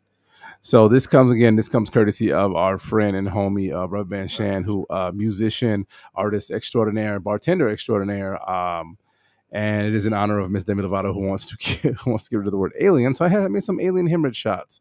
It has both peach schnapps, Bailey's, blue Curaçao, and grenadine in it. It looks like a brain if you look at it up close, and it's something that you don't let sit for very long because that Bailey's will start to freaking, you got it? Curl. Yep. How do you call it? Curdle. No, you're not shooting. And I'll make another video. Y'all actually were very receptive to my last video that I put on there. I'll do one of those again tomorrow for y'all, me making the actual shot. So we're gonna take this real quick. We just talk about you off air. Oh, shut up. Alien brain. Alien brain hemorrhage. It's about to be sweet. It tastes good. Not bad. I don't like the consistency. Yeah. That's something Halloweeny, clever, unique, one-off. That's what she complained about. You're a nasty nigga. I'm not one. I'm not. It's you.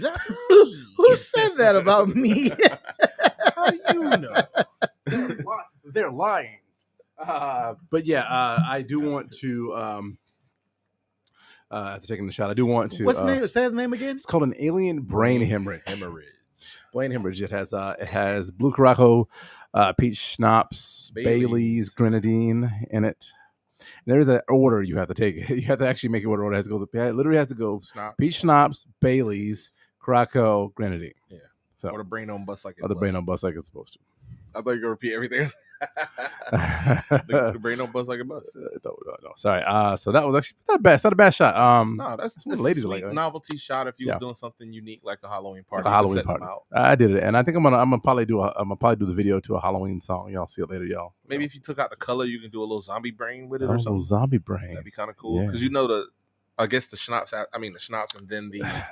So Bailey's will give it that brain. Right. So what's supposed to happen is the grenadine and the Curaçao, blue Curaçao, is supposed to make more of a green in there. So you have to kind of hit it perfectly so it makes more of a green. It's like an alien brain hemorrhage with the red a little bit in there too. So that's why I said if you want to do zombie, take out the two colorful things and maybe add something that's a neutral color and just be like zombie brains.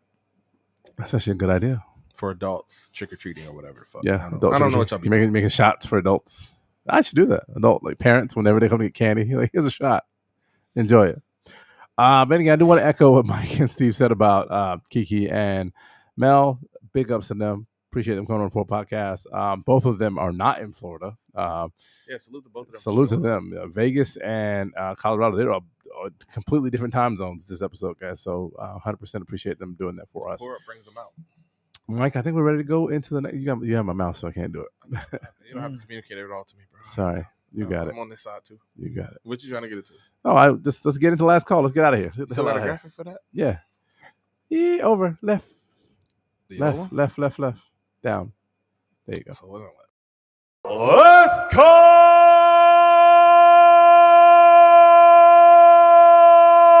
for Get that shit out of here.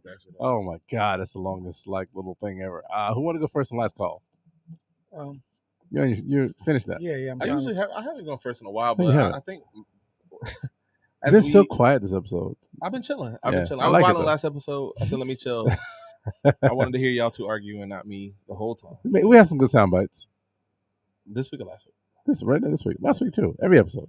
I did want to say with the anniversary of a loss that we had last year coming up, and us doing an honor dinner in her behalf, and then followed by a really recent tragic loss. RIP to our friend.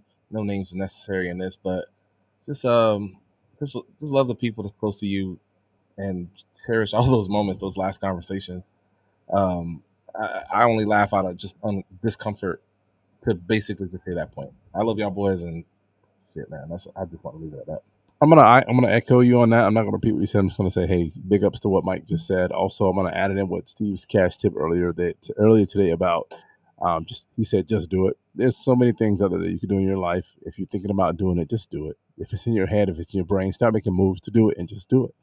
Make a plan, make a vision board. I heard somebody said the other day, make a vision board. I know that sounds crazy. Think of a vision board as being something a 13-year-old girl does with put sparkles and shit on the wall. No, make a vision board, visualize it, and just do it. Because at the end of the day, tomorrow. I thought about this the other day. Tomorrow's not guaranteed, but today is not guaranteed. Think about it like the rest of your day, your afternoon, it's morning. You're not guaranteed to make it to the end of the day. So start making strides towards the things that you want to do, and just do it. Right. I respect. I echo the third time of everything Mike said, starting from Mike to you, Claude, and back to me. Echo all of that. Live life and enjoy that shit, yo. This shit is absolutely short, and definitely let your loved ones know that y'all fuck with them. Like Mike said, I fuck with y'all. I love y'all. Y'all my friends. Like genuinely love. Like Mike, known you more than half my life at this point. Yeah, man. Well, we working on it. Yeah, we close. I know. Yeah, we 12 close. years. We 12 close. years. Yeah, we working on it, and I enjoy this journey that we all on, and Triple L, love, live life. Steve Cash Moneybags. Yo, Mike, who are you? I'm Mike Blake, aka Hillsborough Slim, aka Salt and Pepper Beard. Yo, I'm not gonna know. I am CP34, and I forgot my new nickname. What was it? AKA, we gotta check the footage. I got it. I gotta go back. Yeah, I don't remember. Someone did. I thought you would have remembered it. I don't remember. Well, yo, I'm not gonna know. I'm still CP34.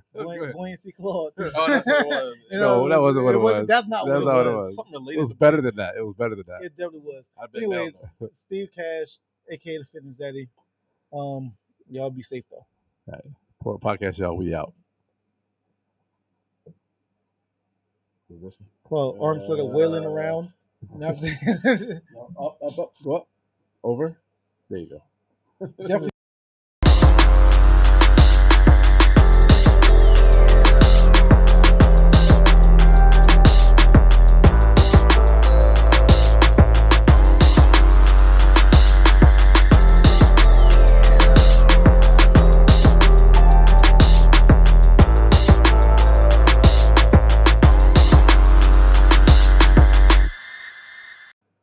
Did see.